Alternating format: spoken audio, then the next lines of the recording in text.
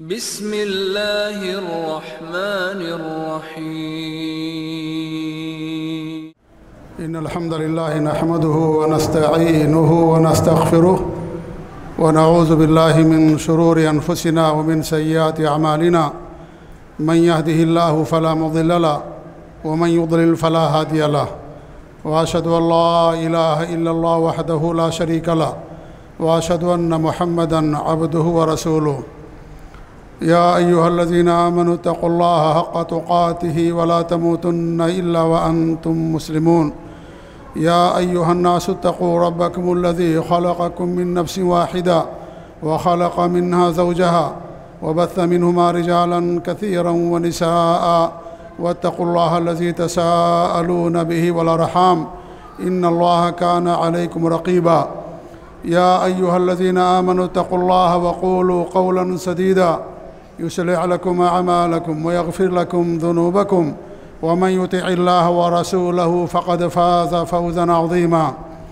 أما بعد فإن خير الحديث كتاب الله وخير الهدي هدي محمد صلى الله عليه وسلم وشر الأمور محدثاتها وكل محدثة بدعة وكل بدعة ضلالة قال الله تبارك وتعالى في كتابه المجيد وحاق بآل فرعون أشد سوء العذاب النار يعرضون عليها غدوا وعشيا ويوم تقوم الساعة أدخلوا آل فرعون أشد العذاب وقال أيضا ولو ترى إذ الظالمون في غمرات الموت والملائكة باسطوا أيديهم أخرجوا أنفسكم اليوم تجزون عذاب الهون بما كنتم تقولون على الله غير الحق وكنتم عن آياته تستكبرون وقال رسول الله صلى الله عليه وآله وسلم تعوذوا بالله من عذاب القبر وقال أيضا ولولا أن لا تدافنوا لدعوت الله أن يسمعكم من عذاب القبر رواہ الامام مسلم فی صحیحہ۔ اسلام کے بنیادی عقائد میں سے کسی بھی عقیدے کا انکار کرنا کفر ہوتا ہے، یعنی اگر کوئی بندہ کوئی مسلمان اللہ دین اسلام کے جو بنیادی عقیدے ہیں ان میں سے کسی عقیدے کا انکار کر دے تو اسلام کے دائرے سے نکل جاتا ہے۔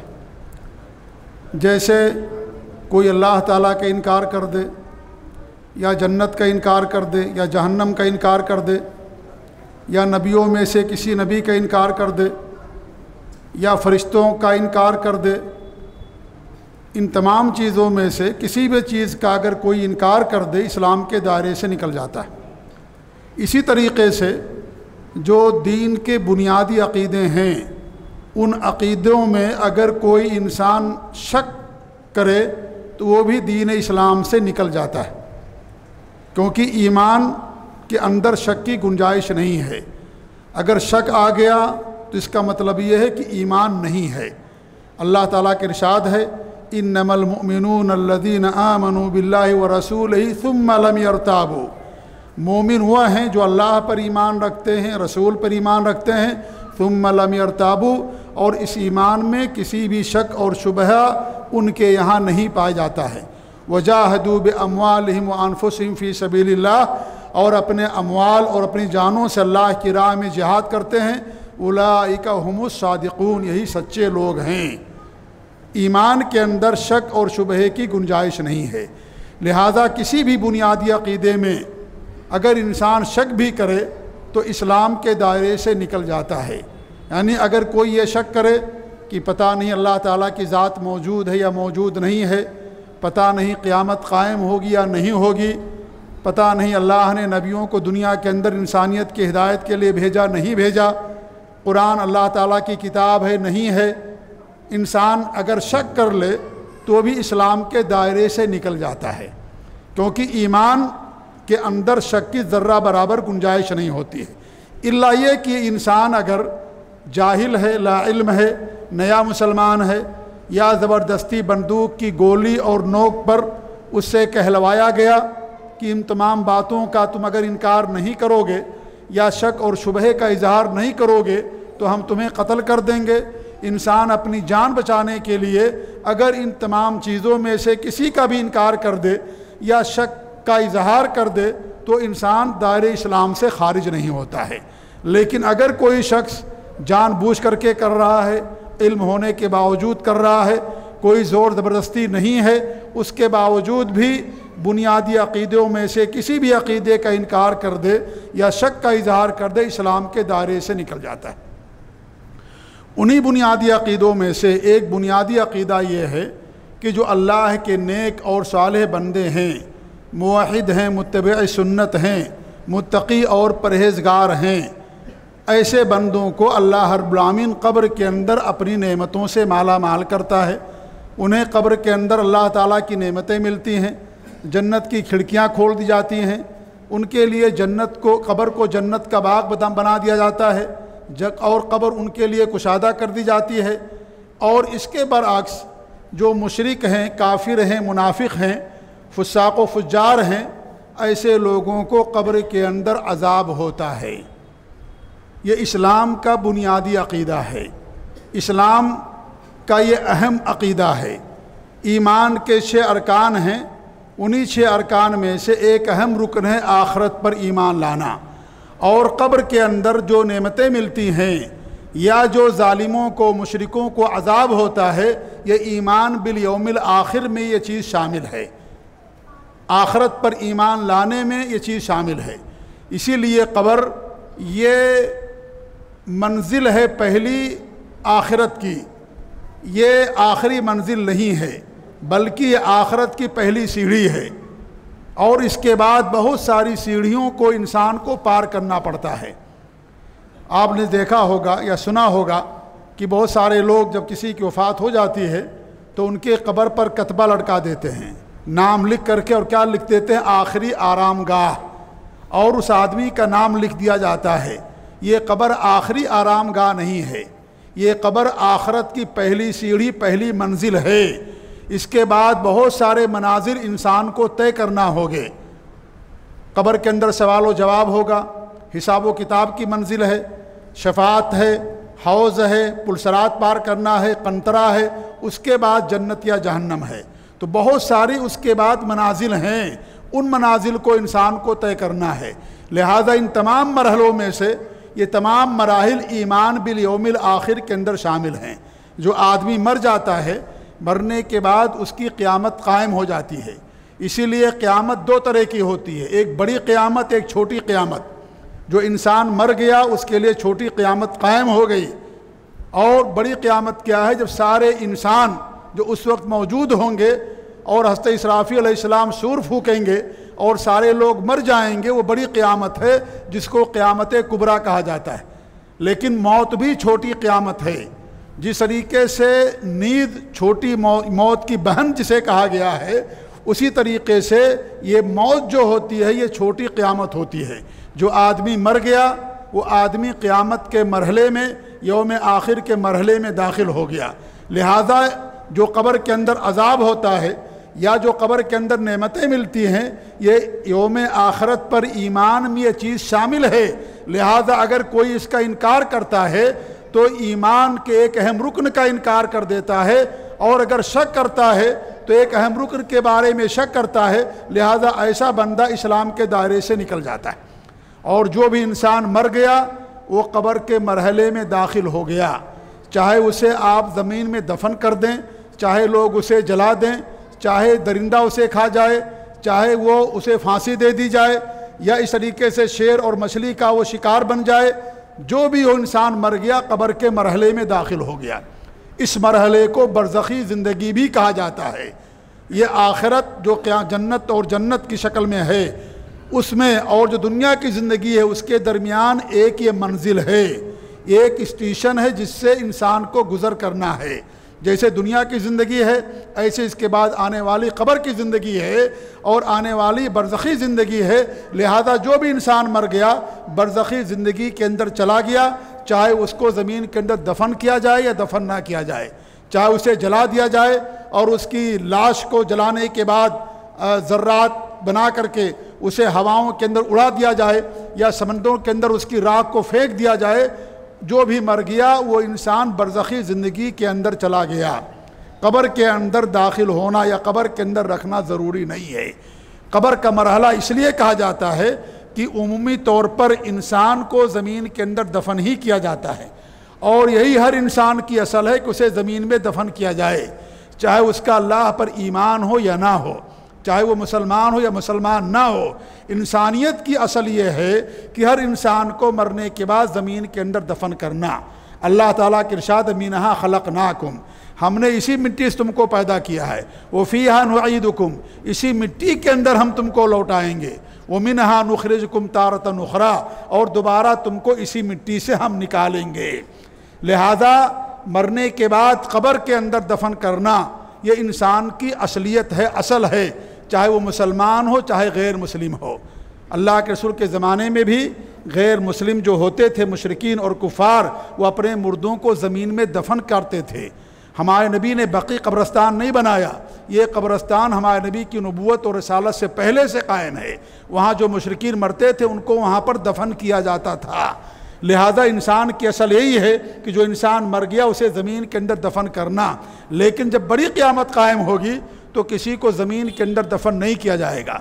اسی لیے میں نے بتایا کہ برزخی مرحلے میں انسان مرنے کے بعد داخل ہو جاتا ہے، چاہے اسے زمین میں دفن کیا جائے دفن نہ کیا جائے۔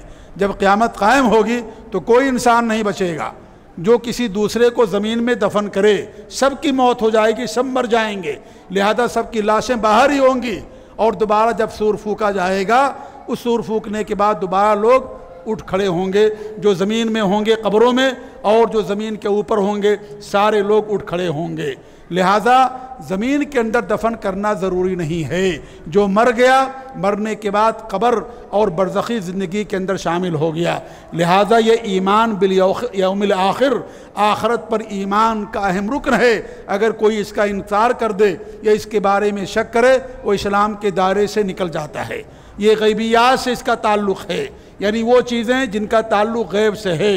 یہ ایسی چیز نہیں ہے جس کو انسان تجربے سے حاصل کر لے کہ بھائی ہم نے تجربہ کیا قبر میں جا کر کے، یا اس طریقے سے سن کر کے انسان اس کو دیکھ لے یا معلوم کر لے۔ یہ ایسی چیز ہے جس کا تعلق غیبیات سے ہے، اور غیبیات کے اندر اصل یہ ہے تصدیق اور تسلیم، کہ ہم نے تصدیق کیا، ہم نے اس کو سچ جانا، ہم اس پر ایمان لائے۔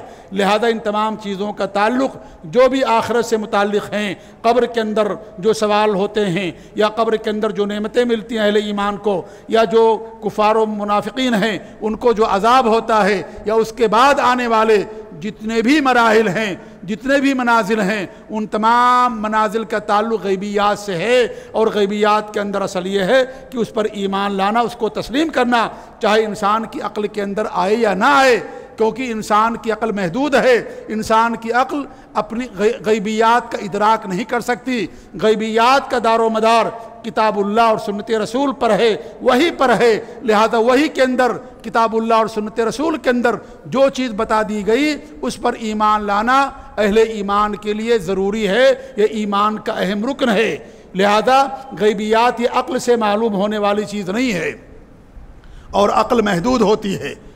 عقل جیسے آپ کا موبائل ہوتا ہے، اس کی جو ایوریج ہوتی ہے یا اس کا جو ایریا ہوتا ہے محدود ہوتا ہے۔ اگر آپ فلائٹ میں چلے جائیں تو آپ کا موبائل کام کرنا چھوڑ دیتا ہے۔ ایسے ہی انسان کی عقل بھی ہوتی ہے، انسان کی عقل محدود ہوتی ہے، اس کے حدود ہوتے ہیں، انہی حدود میں رہ کر کے انسانی عقل کام کرتی ہے۔ غیبیات کا تعلق وہی سے ہے، لہذا انسان اس کو اپنی عقل سے یا تجربے سے انسان اس کو حاصل نہیں کر سکتا۔ لہذا اس پر ایمان لانا ہر مسلمان کے لیے، ہر مومن کے لیے ضروری ہے۔ میں نے اس موضوع کا انتخاب اس لیے کیا کہ آج ہمارے معاشرے میں ایسے نوجوان پائے جاتے ہیں جو عذاب قبر کا انکار کرتے ہیں، یا یہ کہتے ہیں کہ قبر کے اندر نہ عذاب ہوتا نہ کسی کو نعمتیں ملتی ہیں، اس کا انکار کرتے ہیں۔ وہ کہتے ہیں کہ عقل کے اندر یہ چیز نہیں آتی ہے، نمبر ایک۔ اور دوسری بات یہ ہے کہ قرآن کریم میں اس کا ذکر نہیں موجود ہے۔ وہ اہل مسلمان لوگوں میں سے ہیں میں کسی کافر کی یا کسی غیر مسلم کی بات نہیں کرتا ہوں، میں بات کر رہا ہوں ان لوگوں کی جو کلمہ پڑھتے ہیں، جو قرآن پر ایمان رکھتے ہیں، نبی پر ایمان رکھتے ہیں۔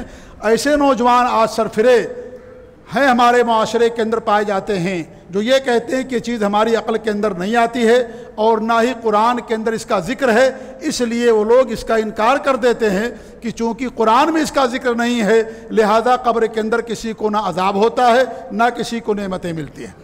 تھوڑی دیر کے لیے ہم تسلیم کر لیں کہ قبر کے عذاب کا ذکر قرآن میں نہیں ہے، تو قرآن میں اگر ذکر نہیں ہے تو کیا اس کا انکار کر دیا جائے گا؟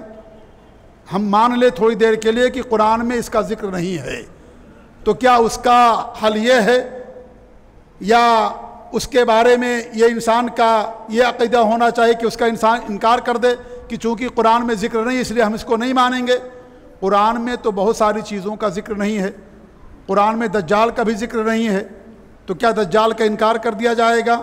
اور کیا لوگوں نے اسی ہندوستان میں مولانا ابوالعلا المودودی صاحب پیدا ہوئے، انہوں نے دجال کا انکار کر دیا، کہا کہ قرآن میں دجال کا ذکر نہیں اس لیے میں نہیں مانتا، اور حدیثوں میں جو بیان کیا گیا ہے وہ حدیثیں قابل اعتماد نہیں ہیں کیونکہ عقیدے میں آحاد نہیں ہونی چاہیے، متواتر حدیثیں ہونی چاہیے، لہذا انہوں نے کہا کہ سب خرافات ہے دجال، اس کا انکار کر دیا۔ مصر کے ایک عالم تھے علامہ رشید رضا، انہوں نے بھی دجال کا انکار کر دیا۔ بڑے بڑے علماء نے، مفکرین جنہیں دنیا مانتی ہے، ان لوگوں نے دجال کا انکار کر دیا، کہا قرآن میں اس کا ذکر موجود نہیں ہے اس لیے ہم اس کو نہیں مانیں گے۔ تو کیا یہی انسان یا مسلمان کے لیے کہ اگر قرآن میں اس کا ذکر نہیں ہے تو انسان اس کا انکار کر دے؟ قرآن میں دجال کا ذکر نہیں ہے، قرآن میں مہدی علیہ السلام کا ذکر نہیں ہے کہ وہ آئیں گے دنیا کے اندر، حدیثوں کے اندر، متواتر حدیثوں کے اندر بیان کیا گیا۔ عیسیٰ علیہ السلام کے آنے کا ذکر صراحت کے ساتھ قرآن کریم کے اندر نہیں ہے، تو کیا انسان اس کا انکار کر دے گا کہ دوبارہ عیسیٰ علیہ السلام دنیا کے اندر نہیں آئیں گے؟ اللہ رب العالمین نے اگر قرآن کے اندر نہیں بیان کیا تو دوسری جو وحی کی دوسری قسم ہے اس کے اندر اللہ رب العالمین نے بیان کر دیا اپنے نبی کے ذریعے سے، لہذا اگر مان بھی لیا جائے کہ قرآن کریم کے اندر اس کا ذکر نہیں ہے تو حدیثوں کے اندر اس کا ذکر پایا جاتا ہے۔ قرآن میں تو یہ بھی نہیں ذکر کیا گیا ہے کہ آپ کے لیے درندے جو ہیں، شیر کھانا، بلی کھانا، چیتا کھانا آپ کے لیے حلال ہے یا حرام ہے۔ قرآن میں یہ بھی ذکر نہیں ہے کہ آپ کے لیے گدھے کا کھانا حلال ہے یا حرام ہے، نہیں اس کا ذکر ہے۔ تو کیا ایک مسلمان شیر کھانا شروع کر دے گا؟ کیا ایک مسلمان بلی کھانا شروع کر دے گا؟ کیا ایک مسلمان چیتا کھانا شروع کر دے گا؟ کیا ایک مسلمان جو ہے چونکہ اس کا ذکر قرآن میں نہیں ہے تو گدھے کا کھانا شروع کر دے گا کہ چونکہ قرآن میں اس کا ذکر نہیں ہے کہ آپ کے لیے حلال ہے یا حرام ہے تو انسان جیسے بکرا کھاتا ہے گدھا کھانا شروع کر دے؟ کیا یہی اسلام کا اصول ہے؟ کیا اسلام کا پر ایمان لانے کا تقاضا یہی ہے کہ چونکہ قرآن میں اس کا ذکر نہیں اس لیے ہم یہ ساری چیزیں کھائیں گے کیونکہ اس کی حرمت قرآن کریم کے اندر موجود نہیں ہے؟ قرآن کریم میں اللہ رب العالمین نے بیان کیا ہے کہ دو بہنوں کی شادی ایک وقت میں ایک نکاح میں آپ نہیں کر سکتے ہیں، یعنی آپ کی بیوی ہے، آپ اس کی بہن سے شادی بیک وقت نہیں کر سکتے۔ وہ جو آپ کی بیوی ہے اس کا انتقال ہو جائے یا آپ اسے طلاق دے دیں یا خلا لے لے یا نکاح کو فسخ کر دیا جائے، عدت گزر جائے، آپ اس کے بعد اس کی بہن سے شادی کر سکتے ہیں، لیکن بیک وقت دو بہنوں کا نکاح ایک آدمی کی زوجیت میں کرنا حرام ہے۔ اللہ نے فرمایا وَأَن تَجْمَعُوا بَيْنَ الْأُخْتَيْنِ، یہ بھی حرام ہے کہ دو بہنوں کو ایک ساتھ نکاح میں اکٹھا کرو، یہ حرام ہے شریعت کے اندر۔ لیکن قرآن کریم میں اس بات کا ذکر نہیں ہے کہ جو آپ کی بیوی ہے اس بیوی کی جو پھوپھی ہے یا اس کی جو خالہ یا بھتیجی یا بھانجی ہے اس کے ساتھ بیک وقت نکاح کرنا حلال ہے یا حرام ہے۔ قرآن میں اس کا ذکر نہیں ہے، اس کا ذکر آپ کو حدیث کے اندر ملے گا کہ انسان اپنی بیوی کی خالہ سے یا اس کی بھانجی اور بھتیجی سے بیک وقت نکاح نہیں کر سکتا، حرام ہے ایسا کرنا۔ اب ایک انسان کہے کہ قرآن میں ذکر اس کا نہیں ہے لہذا میں اپنی بیوی کی بھانجی سے شادی کروں ایک وقت میں یا اس کی خالہ سے یا اس کی پھوپھی سے کروں، تو جیسے دو بہنوں کو ایک وقت میں نکاح میں رکھنا حرام ہے، بڑا گناہ ہے، ٹھیک اسی طریقے سے اپنی بیوی کی جو ہے خالہ یا اس کی بھانجی یا بھتیجی کو نکاح میں لانا اسی قدر جرم ہے، اتنا ہی بڑا گناہ ہے، گرچہ اس کا ذکر قرآن میں نہیں ہے۔ وہ جو وحی کی دوسری قسم ہے حدیث، اس کے اندر اللہ رب العالمین نے بیان کر دیا ہے۔ دونوں اللہ رب العالمین کی طرف سے ہیں، قرآن بھی اللہ کی طرف سے ہے اور حدیث بھی اللہ کی طرف سے ہے، دونوں کا سورس ایک ہے اور دونوں وہی ہے۔ حدیث یہ دوسری وحی نہیں ہے، معاف کیجئے گا، ہمارے بہت سارے علماء بھی یہ بات کہہ دیتے ہیں کہ حدیث دوسری وحی ہے. نہیں، حدیث وحی کی دوسری قسم ہے. وحی کی دو قسمیں قرآن اور حدیث. حدیث دوسری وحی نہیں ہے، حدیث بھی وحی ہے، یہ وحی کی دوسری قسم ہے. وما ينطق عن الهوى ان هو الا وحی یوحی. اللہ فرماتا ہے کہ آپ صلی اللہ علیہ وسلم اپنی طرف سے کچھ نہیں کہتے ہیں، وہی کہتے ہیں جو اللہ رب العالمین کی طرف سے وہی آتی ہے. جس طریقے سے قرآن نازل ہوتا تھا ایسے حدیث بھی نازل ہوتی تھی. حسان بن عطیہ ایک تابعی ہیں، وہ فرماتے ہیں کانت السنۃ تنزل کما کان القرآن ینزل. جیسے قرآن نازل ہوتا تھا سنتیں بھی ایسے نازل ہوتی تھیں. قرآن اللہ تعالیٰ کا کلام ہے اور حدیث نبی صلی اللہ علیہ وسلم کا کلام ہے، دونوں کا سورس اور مصدر ایک ہے، اس لیے دونوں وہی ہیں. اور فرق صرف یہ ہے کہ وہی کی دوسری قسم ہے یہ، اور یہ نبی کے الفاظ ہیں اور قرآن اللہ رب العالمین کے الفاظ ہیں، ورنہ دونوں اللہ رب العالمین کی طرف سے وہی ہیں. لہذا کسی ایک وہی کے اندر بھی کسی ایک کے اندر کوئی مسئلہ ثابت ہو جائے اس کا ماننا انسان کے لیے ضروری ہے. کسی عقیدے کے لیے، کوئی عمل کرنے کے لیے، کوئی عبادت کرنے کے لیے قرآن میں آنا اس کا ضروری نہیں ہے. اگر حدیث کے اندر آ گیا اس کا ذکر، صحیح حدیث ہے، اس پر ایمان لانا ہمارے لیے واجب اور ضروری ہے. دونوں اللہ کی طرف سے ہیں، دونوں محفوظ ہیں، دونوں وہی ہیں، دونوں دلیل اور حجت کے لحاظ سے برابر ہیں. دلیل اور حجت کے لحاظ سے دونوں میں کوئی فرق نہیں ہے. اللہ کے رسول کی حدیث ہے اوتیت القرآن مثلہ معہ، مجھے قرآن بھی دیا گیا، قرآن جیسی ہو بہو اس کے ساتھ دوسری چیز بھی دی گئی. دلیل اور حجت میں قرآن و حدیث کے اندر کوئی فرق نہیں ہے. یہ جس طریقے سے کوئی مسئلہ قرآن سے ثابت ہو جائے اس کا ماننا ضروری ہے، اس کا عقیدہ رکھنا ضروری ہے، ایسے ہی حدیث سے اگر کوئی چیز ثابت ہو جائے اس کا ماننا ضروری ہے، اس پر ایمان رکھنا ضروری ہے. جیسے قرآن ہے سے ثابت ہو گیا ویسے حدیث ثابت ہونے کے بعد دونوں دلیل اور حجت کے لحاظ سے کوئی فرق نہیں، کیونکہ دونوں اللہ کی طرف سے ہیں. اللہ کے رسول کی حدیث ہے مثلہ معہ، قرآن جیسا، مثل کہتے ہو بہو برابر کو مثل کہا جاتا ہے. اسے اللہ نے فرمایا لیس کمثلہ شیء، اللہ جیسی کوئی ذات نہیں ہے. یہ قرآن و حدیث دونوں دلیل اور حجت کے لحاظ سے ایک جیسے ہیں، دونوں کے اندر فرق نہیں ہے. قرآن کے الفاظ اللہ کی طرف سے ہیں، قیامت کے دن قرآن کے الفاظ اوپر اٹھا لیے جائیں گے. یہ سارے ان چیزوں کا فرق ہے، لیکن دلیل اور حجت کے لحاظ سے دونوں کے اندر کوئی فرق نہیں ہے. دونوں اللہ رب العالمین کی طرف سے ہیں. لہذا مان بھی لیا جائے کہ اگر قرآن کریم کے اندر اس مسئلے کو نہیں بیان کیا گیا، تھوڑی دیر کے لیے تسلیم کر لیا جائے، تو حدیث کے اندر نبی اکرم صلی اللہ علیہ وسلم نے اس کو بیان کر دیا ہے. جو وحی کی دوسری قسم حدیث، جس طریقے سے قرآن اللہ نے محفوظ کر دیا ہے اسی طریقے سے حدیث کو بھی اللہ رب العالمین نے محفوظ کر دیا ہے. دونوں محفوظ ہیں، دونوں میں محفوظ ہونے کے اعتبار سے کوئی فرق نہیں ہے. جیسے اللہ نے قرآن کی حفاظت فرمائی علماء کے ذریعے سے، حفاظ اور قراء کے ذریعے سے، اسی طریقے سے اللہ رب العالمین نے حدیث کی حفاظت فرمائی. محدثین، علماء جرح و تعدیل، اہل حدیث علماء کے ذریعے سے اللہ رب العالمین نے حدیثوں کی حفاظت فرمائی. انا نحن نزلنا الذکر و انا لہ لحافظون، ہم نے ذکر کو نازل کیا ہے اور اس کی حفاظت کی ذمہ داری ہماری ہے. ذکر صرف قرآن کا نام نہیں ہے، ذکر دین کو کہا گیا. اللہ نے آسمان سے دین اتارا ہے اور دین کو اللہ رب العالمین نے قرآن اور حدیث کے اندر محصور کر دیا ہے. لہذا قرآن و حدیث دونوں ذکر ہیں اور دونوں اللہ کی طرف سے ہیں اور دونوں کی حفاظت کی ذمہ داری اللہ رب العالمین نے لی ہے، اسے دونوں محفوظ ہیں. اللہ رب العالمین نے قرآن کریم میں حکم دیا ہے کہ اللہ تعالیٰ کی اطاعت کرو، رسول کی اطاعت کرو، جو اولی الامر ہے ان کی اطاعت کرو. اولی الامر کہتے ہیں علماء کو بھی، اور جو حکام ہوتے ہیں، جو سلاطین ہوتے ہیں، بادشاہ ہوتے ہیں، ان کی اطاعت کرو. پھر اللہ نے فرمایا جب تمہارا کسی مسئلے کے اندر اختلاف ہو جائے اسے اللہ کی طرف لوٹا دو اور رسول کی طرف لوٹا دو. اللہ کی طرف لوٹانا قرآن کی طرف لوٹانا ہے، رسول کی طرف لوٹانا اس کا دو معنی ہے. ایک معنی نبی کے زمانے میں کہ جب کسی مسئلے کے اندر صحابہ کے درمیان اختلاف ہوتا تھا، صحابہ کرام نبی کے پاس تشریف لاتے تھے، نبی صلی اللہ علیہ وسلم حدیث کے ذریعے سے، اپنے قول اور سنت کے ذریعے سے اس مسئلے کو ختم کر دیتے تھے، اختلاف کو دور کر دیا کرتے تھے. آج ہمارے معاشرے میں لوگ کہتے ہیں حدیثوں سے اختلاف ہوتا ہے، سنتوں سے اختلاف ہوتا ہے.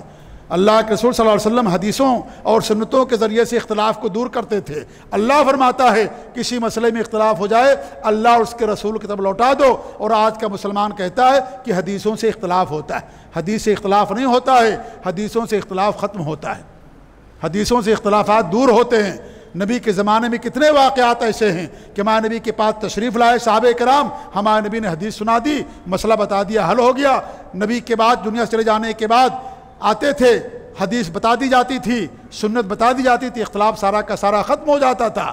حدیثیں اختلاف کو دور کرتی ہیں، سنتیں اختلاف کو ختم کرتی ہیں، اور جہاں حدیثیں نہ ہوں وہاں اختلافات کا دائرہ وسیع ہو جاتا ہے۔ اس لیے آپ دیکھیے گا جو اہل بدعات ہیں، اہل خرافات ہیں، ان کے ہاں اختلافات کا دائرہ زیادہ وسیع ہوتا ہے، کیونکہ ان کے پاس صحیح حدیثوں کا فقدان ہوتا ہے، ان کے پاس ضعیف اور موضوع اور منکر باطل روایتیں ہوتی ہیں، اس لیے ان کے ہاں اختلافات کا دائرہ زیادہ وسیع ہوتا ہے دین کے معاملے میں۔ لہذا حدیثوں سے سنتوں سے اختلافات دور ہوتے ہیں۔ تو اللہ رب العالمین نے اس آیت کریمہ کو میں جو میں نے آپ کے سامنے جس کا ترجمہ اور جس کا مفہوم پیش کیا کہ اللہ فرماتا جب کسی مسئلے میں اختلاف ہو جائے اسے اللہ کی طرف لوٹا دو اور رسول کی طرف لوٹا دو۔ رسول کی طرف لوٹانا ایک نبی کے زمانے میں، اور آج اور نبی کے بعد لوٹانا، آج نبی صلی اللہ علیہ وسلم ہمارے درمیان موجود نہیں ہیں، آپ کی وفات ہوگی، دنیا سے چلے گئے، لیکن آپ کی ساری حدیثیں موجود ہیں۔ آپ کی کوئی سنت، آپ کا کوئی عمل اور آپ کی کوئی حدیث ضائع برباد نہیں ہوئی۔ جس طریقے سے اللہ نے قرآن کی حفاظت کی ہے، ایسے اللہ رب العالمین نے قرآن کا جو بیان ہے، قرآن کی جو تفسیر ہے حدیث، اس کی اللہ رب العالمین نے حفاظت فرمائی، کیونکہ دین پر چلنے کے لیے ہم سنتوں کے محتاج ہیں، حدیثوں کے محتاج ہیں۔ قرآن پر انسان یا دین پر انسان ایک انچ نہیں چل سکتا اگر انسان حدیثوں کو چھوڑ دے یا حدیثوں سے روگردانی اختیار کر لے۔ اس لیے اللہ رب العالمین نے نبی کی طرف مسائل کو لوٹانے کا حکم دیا ہے۔ آج نبی زمانے میں نہیں موجود ہیں، لیکن آپ کی ساری حدیثیں موجود ہیں، آپ کا سارا عمل موجود ہے، آپ کی ساری باتیں موجود ہیں، آپ کی ساری سنتیں موجود ہیں، آپ دنیا کے لیے اسوہ نمونہ ہیں، اور جو اسوہ نمونہ ہوتا ہے اس کی ساری چیز محفوظ ہوتی ہے۔ اس لیے اللہ رب العالمین نے آپ کے سارے اعمال کو محفوظ کر دیا ہے حدیثوں اور سنتوں کے اندر، اور علماء اسے پیدا کیے جنہوں نے حدیثوں کی حفاظت فرمائی۔ اللہ نے حکم دیا کہ نبی کی طرف لوٹا دو۔ اگر نبی کی حدیثیں محفوظ نہ ہوں تو گویا اللہ رب العالمین ایک ایسی چیز کا حکم دے رہا ہے جس کا دنیا کے اندر وجود ہی نہیں ہے۔ حدیثیں محفوظ نہیں، سنتیں محفوظ نہیں۔ اللہ کہہ رہا ہے، اللہ تعالیٰ کے کلام تو قیامت تک کے لیے ہے، صرف نبی کے زمانے تک کے لیے تو نہیں تھا۔ اللہ کے فرمان قیامت کے آخری صبح تک کے لیے ہے کہ نبی کی طرف لوٹا دو۔ نبی دنیا سے چلے گئے، اب اس کا مطلب یہ ہوا کہ یہ حکم باطل ہو گیا؟ اب نبی کی طرف لوٹانے کا حکم صرف نبی کے زمانے تک تھا؟ نہیں، آپ کے بعد بھی حکم موجود ہے، قیامت تک رہے گا۔ اس لیے اللہ رب العالمین نے حدیثوں کو محفوظ کیا، ورنہ اگر حدیثیں محفوظ نہ ہوں تو گویا کہ اللہ تعالیٰ ایک ایسی چیز کی طرف مسئلے کو لوٹانے کا حکم دے رہا ہے جس کا دنیا کے اندر وجود ہی نہیں ہے۔ لہذا حدیثیں بھی محفوظ ہیں، حدیثیں بھی حجت ہیں، حجت اور دلیل کے لحاظ سے قرآن و حدیث کے اندر کوئی فرق نہیں ہے۔ اس لیے مان لیں کہ قرآن کریم کے اندر اس کا ذکر نہیں ہے، لیکن حدیثوں کے اندر اس کا ذکر کثرت کے ساتھ موجود ہے، جبکہ قرآن کریم میں بھی اللہ رب العالمین نے عذاب قبر کو بیان کیا ہے۔ میں نے 2 آیتیں آپ کے سامنے پیش کی ہیں۔ ان 2 آیتوں امام بخاری رحمۃ اللہ علیہ نے اپنی صحیح بخاری کے اندر ایک باب قائم کیا، باب و عذاب القبر، یہ عذاب قبر کا باب۔ اس باب کے تحت امام بخاری رحمۃ اللہ علیہ نے انہی دونوں آیتوں کو پیش کیا ہے، جو 2 آیتیں میں نے آپ کے سامنے خطبہ مسنونہ کے بعد پڑھی ہیں، اور پھر اس کے بعد حدیثیں بیان کی ہیں۔ قرآن کی دونوں آیتوں کو بیان کرنے کا مقصد یہ ہے، امام بخاری رحمۃ اللہ علیہ جو امیر المؤمنین فی الحدیث تھے، جن کے بارے میں کہا جاتا ہے کہ فقہ البخاری فی تراجمہ، کہ امام بخاری کی جو فقہ ہے ان کے ابواب کے اندر ہے، انہوں نے باب قائم کر کے قرآن کی دونوں آیتوں کو بیان کر کے یہ ساری امت کو، ساری انسانیت کو پیغام دیا ہے کہ عذاب قبر کا ذکر قرآن کریم کے اندر بھی موجود ہے۔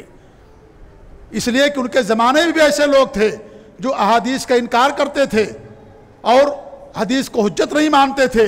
وہ کہتے تھے ہمارے لیے حجت صرف قرآن کریم ہے، اور جو قرآن کریم سے ثابت ہوگا صرف اس پر ہم ایمان لائیں گے، جو حدیثوں کے اندر ذکر ہوگا خاص طور سے اگر ان کا تعلق عقیدے سے ہے ہم اس کو نہیں مانیں گے۔ اس لیے امام بخاری رحمۃ اللہ علیہ نے یہ باب قائم کر کے اور اس باب کے تحت ان دونوں آیتوں کو بیان کر کے یہ ساری امت کو پیغام دیا ہے کہ اللہ رب العالمین نے اپنی کتاب قرآن مجید کے اندر بھی عذاب قبر کا ذکر کیا ہے۔ پہلی آیت جو میں نے پڑھی تھی اس آیت کے اندر اللہ تعالیٰ کا ارشاد ہے وَحَاقَ بِآلِ فِرْعَوْنَ سُوءُ الْعَذَابِ کہ آل فرعون کو برے عذاب نے آ کر کے پکڑ لیا۔ النار یعرضون علیہا غدوا وعشیا صبح و شام ان پر جہنم پیش کی جاتی ہے، جہنم کی سختیاں ان پر پیش کی جاتی ہیں۔ وَيَوْمَ تَقُومُ السَّاعَةُ اور جب قیامت قائم ہوگی ادخلوا آل فرعون اشد العذاب آل فرعون کو یعنی فرعون اور اس کی آل کو، اس کے متبعین کو، اس کے ماننے والے، اس پر ایمان لانے والوں کو اشد العذاب سخت عذاب کے اندر داخل کر دو۔ اس آیت کریمہ میں اللہ رب العالمین نے دو عذاب کا ذکر کیا ہے۔ ایک عذاب قیامت سے پہلے کا کہ آل فرعون کو عذاب نے آ کر کے پکڑ لیا، صبح و شام ان پر جہنم پیش کی جاتی ہے۔ ایک عذاب تو یہ ہو گیا، اور دوسرا عذاب اللہ فرماتا ہے کہ جب قیامت قائم ہوگی تو اللہ تعالیٰ کا حکم آئے گا کہ آل فرعون کو جہنم کے اندر سخت عذاب کے اندر داخل کر دو۔ یہاں دو عذابوں کا ذکر ہے۔ ابھی قیامت قائم نہیں ہوئی ہے، ابھی قیامت نہیں قائم، ابھی برزخی زندگی سے ان لوگوں کا گزر ہو رہا ہے جن کی موت ہو گئی، ایسے لوگوں کو برزخ کے اندر عذاب ہوتا ہے۔ قرآن کریم کی آیت کریمہ سے بھی چیز واضح طور پر ثابت ہوتی ہے، کیونکہ اللہ رب العالمین نے آیت کریمہ کے اندر دو عذاب کا ذکر کیا ہے، ایک ابھی جو ان کے اوپر ہو رہا ہے، اور ایک وہ جو قیامت کے وقت ہوگا، جب قیامت قائم ہوگی تب ان کو جہنم کے عذاب کے داخل کیا جائے گا۔ تو اس آیت کریمہ سے بھی عذاب قبر کا ثبوت واضح طور پر ملتا ہے۔ دوسری آیت جو میں نے آپ کے سامنے پڑھی اس آیت کریمہ میں اللہ کا ارشاد ہے وَلَوْ تَرَىٰ إِذِ الظَّالِمُونَ فِي غَمَرَاتِ الْمَوْتِ جب آپ دیکھیں گے کہ جو ظالم لوگ ہیں، مشرک لوگ ہیں، جب موت کی سختیوں کے اندر ہوں گے وَالْمَلَائِكَةُ بَاسِطُو أَيْدِيهِمْ فرشتے اپنے ہاتھوں کو پھیلائے ہوئے ہوں گے اخرجوا انفسکم اور یہ کہہ رہے ہوں گے اپنی روحوں کو نکالو الیوم تجزون عذاب الہون آج کے دن تمہیں رسوا کن عذاب دیا جائے گا بما کنتم تقولون اللہ غیر الحق جو تم اللہ رب العالمین پر ناحق باتیں کہا کرتے تھے وکنتم عن آیاتہ تستکبرون اور اللہ رب العالمین کی آیتوں کا انکار کیا کرتے تھے اس کے عوض آج تمہیں عذاب دیا جائے گا رسوا کن عذاب آج سے کیا مراد ہے مرنے کے بعد کا مرحلہ کیونکہ انسان مر گیا اس کی چھوٹی قیامت قائم ہو گئی برزخ کی زندگی کے اندر چلا گیا اور اس کے مرنے کے بعد عذاب کا سلسلہ شروع ہو جاتا ہے فرشتے کیا کہیں گے الیوم آج کے دن ابھی قیامت تو نہیں قائم ہوئی ہے ابھی سے ان کو عذاب ہو رہا ہے مرنے کے بعد عذاب شروع ہو گیا ہے ظالموں اور مشرکوں کو یہ کون سا عذاب ہے یہ قبر کا عذاب ہے برزخی زندگی کا عذاب ہے جو قیامت قائم ہونے سے پہلے ان کو حاصل ہو رہا ہے تو اس آیت کریمہ سے بھی یہ بات ثابت ہوتی ہے کہ عذاب قبر ہے قرآن میں بھی اللہ رب العالمین نے اس کا ذکر کیا اس طریقے سے اللہ تعالیٰ کے ارشاد ہے قرآن کریم اللہ فرماتا ہے کہ یثبت اللہ الذین آمنوا بالقول الثابت فی الحیات الدنیا وفی الآخرہ کہ اللہ رب العالمین جو اہل ایمان ہیں ان کو قول ثابت کے ذریعے سے آخر دنیا کی زندگی میں بھی اور آخرت کے اندر بھی اللہ تعالیٰ ان کو ثابت قدمی عطا فرماتا ہے اس آیت کریمہ کے بارے میں برا بن عازب مشہور صحابی وہ کہتے ہیں کہ عذاب قبر کے بارے میں آیت نازل ہوئی ہے اور ان کے اس قول کو امام بخاری رحمۃ اللہ علیہ نے صحیح بخاری کے اندر بیان کیا برا بن عازب مشہور صحابی ہیں وہ کہتے ہیں کہ آیت کریمہ عذاب قبر سے متعلق نازل ہوئی ہے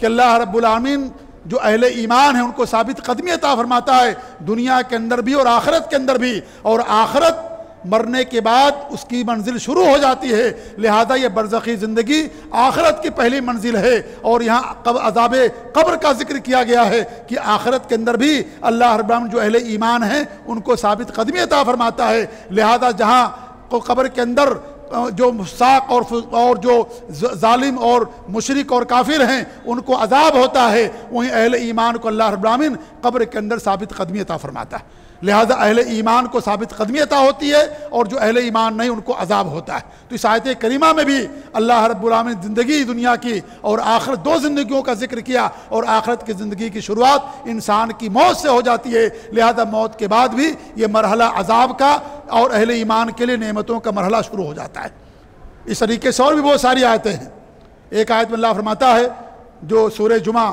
جو یعنی کیا نام ہے جمعہ کے دن فجر کے اندر جس صورت کی تلاوت کی جاتی ہے کرنا مسنون ہے، جو اس صورت کے اندر اللہ فرماتا ہے وَلْنُذِيقَنَّهُمْ مِنَ الْعَذَابِ الْأَدْنَىٰ دُونَ الْعَذَابِ الْأَكْبَرِ کہ ہم ان لوگوں کو بڑے عذاب سے پہلے چھوٹا عذاب چکھائیں گے۔ بڑا عذاب کیا ہے؟ جہنم کا عذاب ہے، اور اس سے پہلے چھوٹا عذاب جو دنیا کے اندر ہوتا ہے یہ بھی چھوٹا عذاب ہے، جو انسان بہت ساری تکلیفوں اور پریشانیوں سے دوچار ہوتا ہے۔ اس طریقے سے مرنے کے بعد جو قبر کے اندر عذاب ہوتا ہے وہ چھوٹا عذاب ہے آخرت میں جہنم کے عذاب کے مقابلے میں۔ تو اس آیت کریمہ کے بارے میں بھی برا بن عازب اور مجاہد جو تابعی ہیں اور اس طریقے سے ابن عباس رضی اللہ تعالیٰ عنہ جو مفسر قرآن ہیں وہ سب فرماتے کہ آیت کریمہ میں بھی اللہ رب العالمین نے عذاب قبر کا ذکر کیا ہے۔ یہ میں نے 4 آیتیں آپ کے سامنے پیش کی ہیں۔ ایک مومن کے لیے جو حق کا متلاشی اس کے لیے ایک آیت ایک دلیل کافی ہوتی ہے۔ اس دور کے ایک عظیم مجدد گزرے ہیں امام علامہ البانی رحمۃ اللہ علیہ، وہ کہا کرتے تھے جو حق کا متلاشی ہے اس کے لیے ایک دلیل کافی ہوتی ہے، اور جو حق کا متلاشی نہ جو معاند ہو اور سرکش ہو اس کے لیے پورا قرآن بھی کافی نہیں ہوگا۔ یہ میں نے 4 آیتیں صرف آپ کے سامنے پیش کی ہیں، ورنہ قرآن کے اندر اسے اور بھی آیتیں ہیں جن آیتوں میں اللہ رب العالمین نے عذاب قبر کا ذکر کیا۔ لہذا جو لوگ کہتے ہیں کہ قرآن میں عذاب قبر کا ذکر نہیں ہے ان کی بات بے بنیاد ہے، ان کی بات باطل ہے، ان کے پاس اتنی سمجھ ہی نہیں ہے کہ قرآن کے ان آیات کا معنی اور مطلب سمجھ سکیں، کیونکہ انہوں نے قرآن کریم کو اپنی فہم کے مطابق سمجھا ہے، اپنے عقل کے مطابق سمجھا ہے۔ سلف صالحین صحابہ اور تابعین تبع تابعین کی تفسیروں اور ان کے فہم کے مطابق انہوں نے قرآن کریم کو نہیں سمجھا، اس لیے وہ سمجھتے ہیں کہ قرآن کریم میں عذاب قبر کا ذکر نہیں ہے، جبکہ قرآن کریم میں اللہ رب العالمین نے عذاب قبر کا ذکر کیا ہے۔ جہاں تک حدیثوں کا تعلق ہے تو حدیثیں بہت زیادہ ہیں، متواتر حدیثیں ہیں۔ میں نے 1-2 حدیثیں آپ کے سامنے پیش کی ہیں۔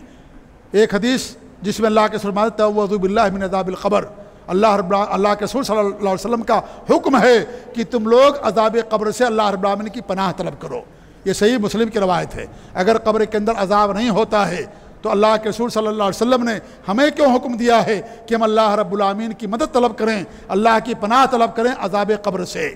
اسی لیے ہر بندے مومن جب نماز پڑھتا ہے سلام پھیرنے سے پہلے جن 3-4 چیزوں سے اللہ تعالیٰ کی پناہ مانگتا ہے انہی میں سے ایک چیز یہ ہے قبر کے عذاب سے بھی اللہ تعالیٰ کی پناہ مانگتا ہے کہ اللہ رب العالمین تمہیں قبر کے عذاب سے بچا، قبر کے عذاب سے اللہ تعالیٰ تو ہمیں بچا اور ہماری حفاظت فرما۔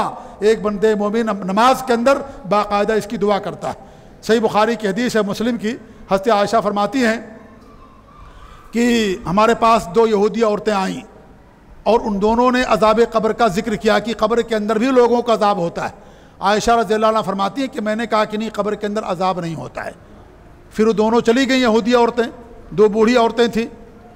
ہمارے نبی صلی اللہ علیہ وسلم تشریف لائے تو کہتی کہ میں نے بیان کیا کہ ہمارے پاس 2 یہودی عورتیں بوڑھی عورتیں آئی تھیں اور انہوں نے کہا کہ قبر کے اندر عذاب ہوتا ہے، تو میں نے کہا کہ نہیں عذاب نہیں ہوتا ہے۔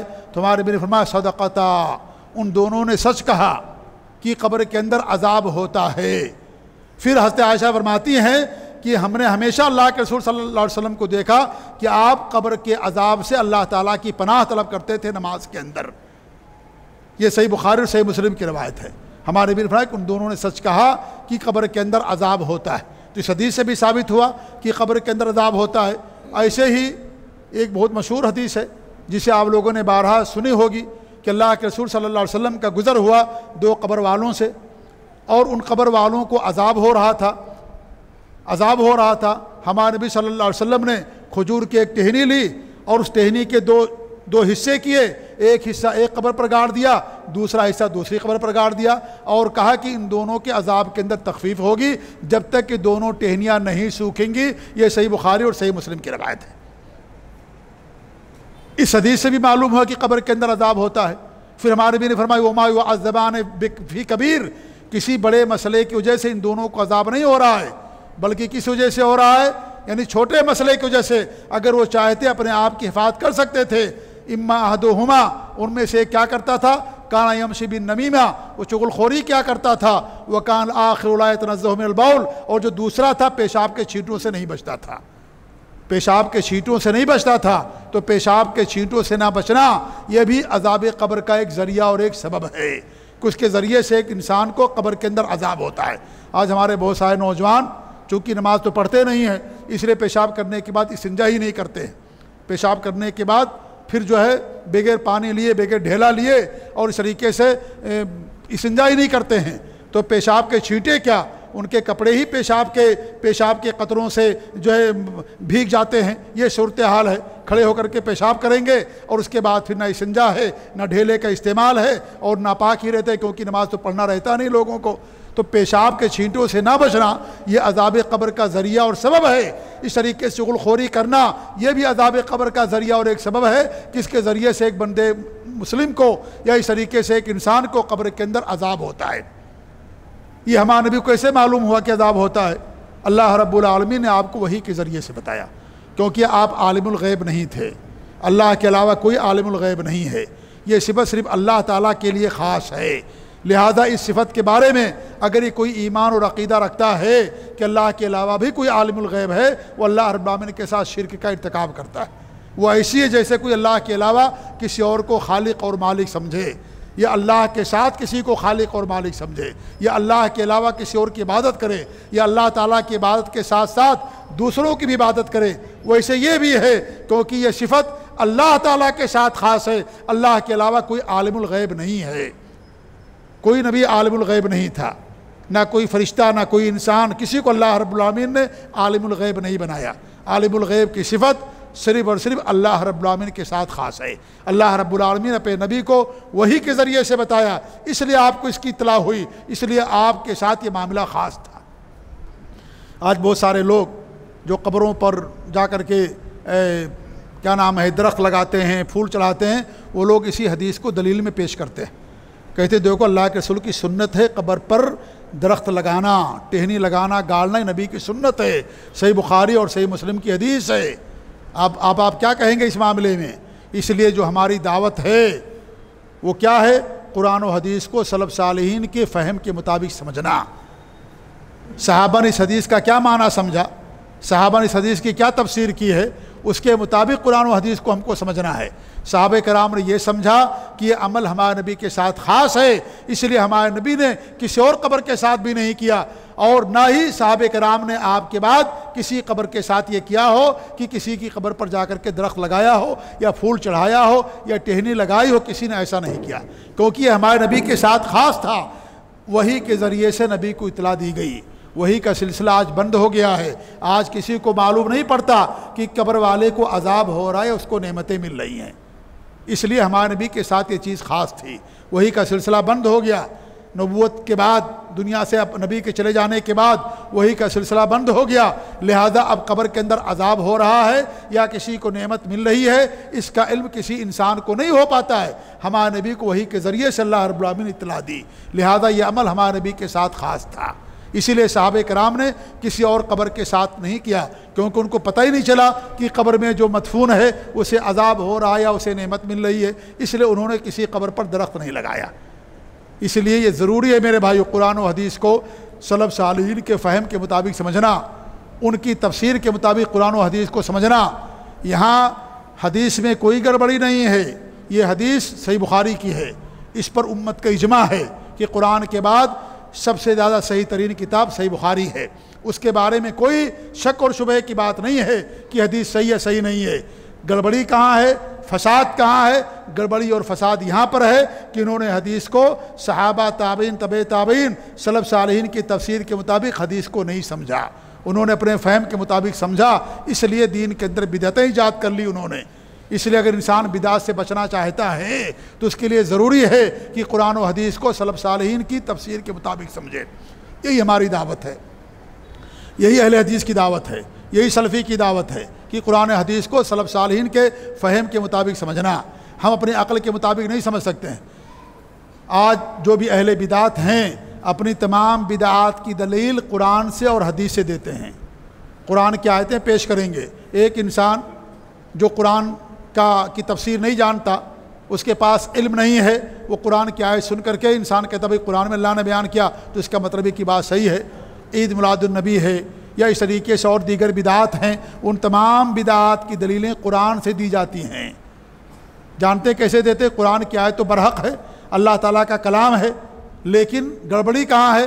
گڑبڑی یہ ہے کہ قرآن کی آیتوں کو معنی وہ بیان کرتے ہیں جو صحابہ نے نہیں بیان کیا، جو تفسیر صحابہ نے کی نئی تفسیر پیش کرتے ہیں، نیا معنی بیان کرتے ہیں، جو قرآن جو صحابہ نے سمجھا ہی نہیں، نبی نہیں بتایا، اس کا نیا معنی بیان کریں گے۔ اس لیے قرآن کی آیت سن کر کے دھوکے مت آنا کہ قرآن کی آیت آ گئی ہم اس کو تسلیم کر لے، نہیں، اگر وہ معنی صحیح ہوگا سلف صالحین کی تفسیر اور فہم کے مطابق تب وہ معنی قابل قبول ہوگا۔ اگر وہ معنی صحیح نہیں ہے، صحابہ اور سلف صالحین کی تفسیر کے مطابق نہیں ہے، تو ان کا معنی غلط ہوگا، قرآن کی آیت اپنی جگہ پر صحیح ہوگی، قرآن کی آیت میں کوئی کلام نہیں ہوگا۔ تو قرآن کی آیت کے لیے ضروری ہے کہ وہ معنی سلف صالحین کی تفسیر کے مطابق ہو۔ حدیث کے اندر دو چیزیں ہیں، پہلی چیز یہ کہ حدیث صحیح ہونی چاہیے۔ اگر حدیث ضعیف ہے، موضوع ہے، من گھڑت ہے، باطل منکر ہے، تو اس حدیث پر توجہ نہیں دی جائے گی۔ ہمارے لیے صحیح حدیثیں کافی ہیں، ہمارے لیے صحیح حدیثیں کافی ہیں، صحیح حدیثیں ہمارے لیے حجت ہیں۔ جو ضعیف اور موضوع روایتیں ہیں وہ حجت نہیں ہیں۔ اور آج مسلمانوں کے اندر جو بدعات ہیں 95% بدعات ضعیف اور موضوع روایتوں کی بنا پر ہیں۔ یہ اس لیے موضوع روایت آپ کے سامنے پیش کر دیں گے، ضعیف روایت پیش کر دیں گے، اور آپ کہیں گے کہ تو حدیث ہے، انسان اس کو مان لے گا۔ یہ حدیث پیش کر دے گا، صحیح حدیث ہے لیکن اس کا معنی غلط بیان کر دے گا۔ آج یہ صورتحال ہے کہ ساری بدعات کی دلیلیں قرآن و حدیث سے دی جاتی ہیں۔ تو حدیث کے لیے دو چیزیں ضروری ہیں، قرآن کے لیے ایک چیز کہ قرآن کی آیت کا معنی سلف صالحین کے فہم کے مطابق ہو۔ حدیث کے لیے دو دلیلیں ہیں، دو چیزیں ہیں، ایک تو حدیث صحیح ہونی چاہیے، ضعیف اور موضوع روایت باطل روایت نہیں ہونی چاہیے۔ دوسری چیز یہ ہے، شرط یہ ہے کہ وہ حدیث کا معنی اور مفہوم سلف صالحین کے فہم کے مطابق ہونا چاہیے۔ اگر اس کے فہم کے مطابق نہیں ہوگا تو اس حدیث کا جو معنی بیان کیا جائے گا وہ معنی ناقابل قبول ہوگا، ناقابل عمل ہوگا، اس معنی کی طرف ذرہ برابر توجہ نہیں دی جائے گی، کیونکہ وہ معنی سلف صالحین کے فہم کے مطابق نہیں ہے۔ اس لیے یہ حدیث صحیح ہے، بخاری کی حدیث ہے، لیکن اس حدیث سے یہ بدعت نہیں ثابت ہوتی جو لوگوں نے اس سے اپنی بدعت کو ثابت کر لیا ہے، کیونکہ صحابہ نے اس حدیث کا معنی اور مفہوم یہ نہیں سمجھا۔